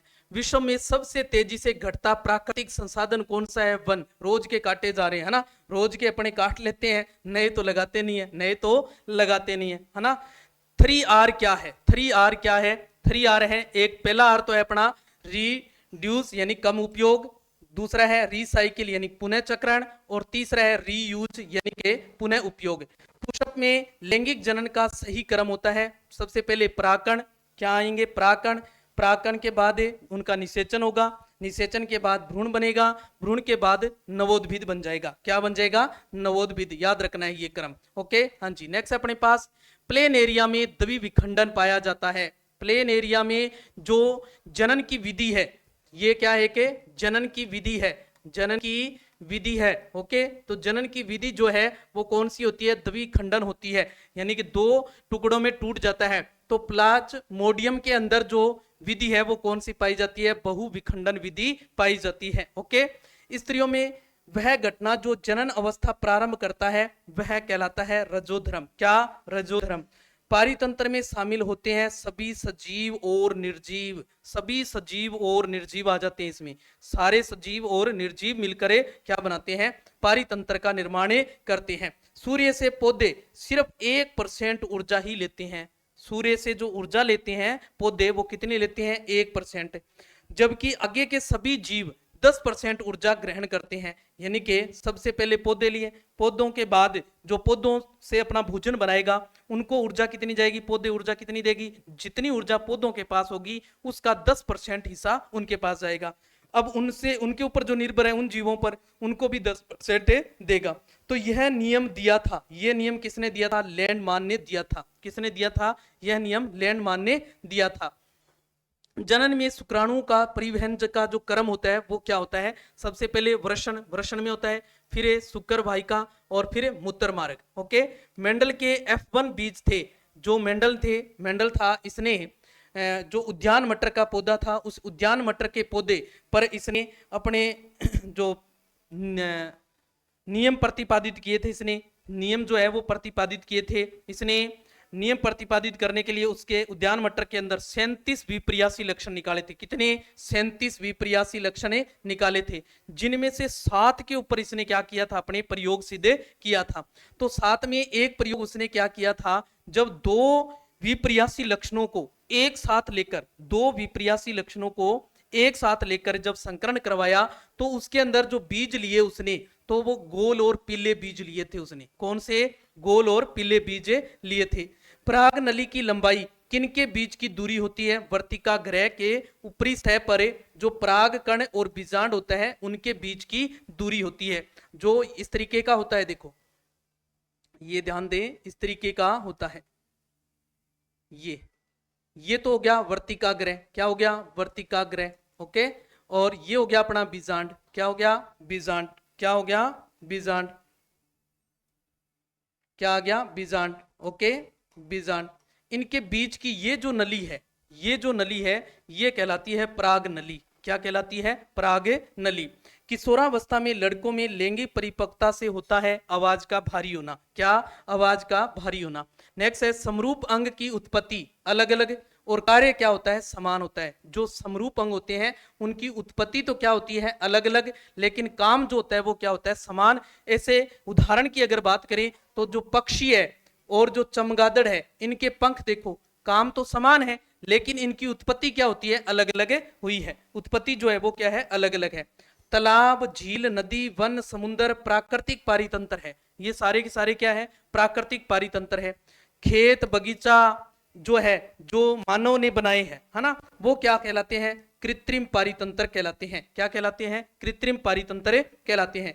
गुण सूत्रों में आकार जो होता है वो क्या होता है? एक्स और वाई के रूप का होता है। किस आकार के होते हैं? एक्स और वाई।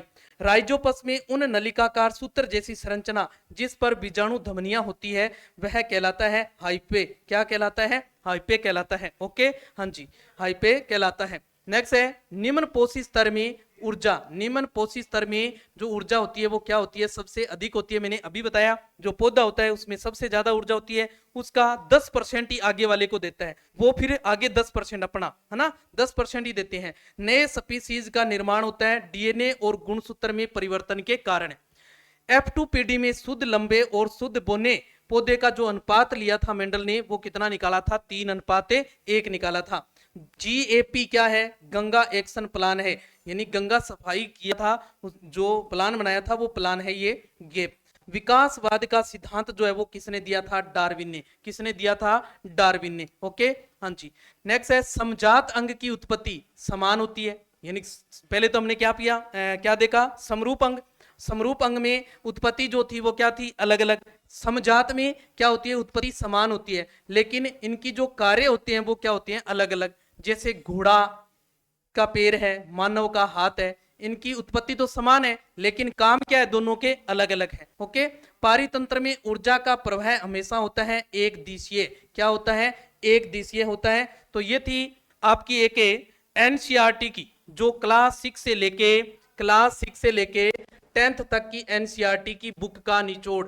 पूरी जो बुक है अपने पास, उस पूरी बुक का एक निचोड़ जो है वो आपके सामने अलग अलग भागों में डिवाइड करके इसको फिजिक्स, केमिस्ट्री और बायोलॉजी के रूप में क्लास वाइज हमने देखा है। तो ये आपके लिए के रामबाण कैप्सूल साबित हो सकता है। ये आपके लिए क्या है? कि रामबाण कैप्सूल है। रामबाण कैप्सूल साबित हो सकता है। कब साबित होगा? जब आप इसको अच्छे से तैयार कर लेते हो। जब आप इसको अच्छे से तैयार कर लेते हो। और इसके बाद भी ऐसा ही एक कैप्सूल और तैयार किया जा रहा है। ऐसा ही एक कैप्सूल और आने वाला है जल्द ही। एक कैप्सूल और आने वाला है जल्द ही। ऐसा ही कैप्सूल एक और आने वाला है। ओके, आने वाला है जल्द ही, तो उसे भी लेना न भूलें, उसे भी लेना न भूलें। और आपका कर्तव्य क्या है? इस क्लास को आपने अपने दोस्तों तक, अपने साथियों तक ज्यादा से ज्यादा शेयर करनी है, ज्यादा से ज्यादा शेयर करनी है, ताकि आपको अच्छे से अच्छा जो कंटेंट है वो तैयार करके उपलब्ध करवाया जा सके। आपको सभी जो आपके 4th ग्रेड के जितने भी विषय, सभी विषयों की जो क्लास है वो इस प्लेटफॉर्म के माध्यम से आप तक फ्री ऑफ कॉस्ट पहुंचाई जा रही है। आप कोई यहाँ पैसे जो है आपसे नहीं लिए जा रहे हैं, आपको फ्री ऑफ कॉस्ट दिए जा रहे हैं। तो आप प्ले लिस्ट में जाके अलग अलग विषयों की जो क्लासें हैं उनको लगा सकते हो। प्रत्येक सब्जेक्ट की क्लास से रूटीन में चल रही है, डेली टू डेली अपडेट जो है वो मिल रहा है आपको। ओके, हाँ जी, तो मिलते हैं नेक्स्ट क्लास के अंदर अपने नए कैप्सूल के साथ। नेक्स्ट क्लास नए कैप्सूल के साथ। ओके।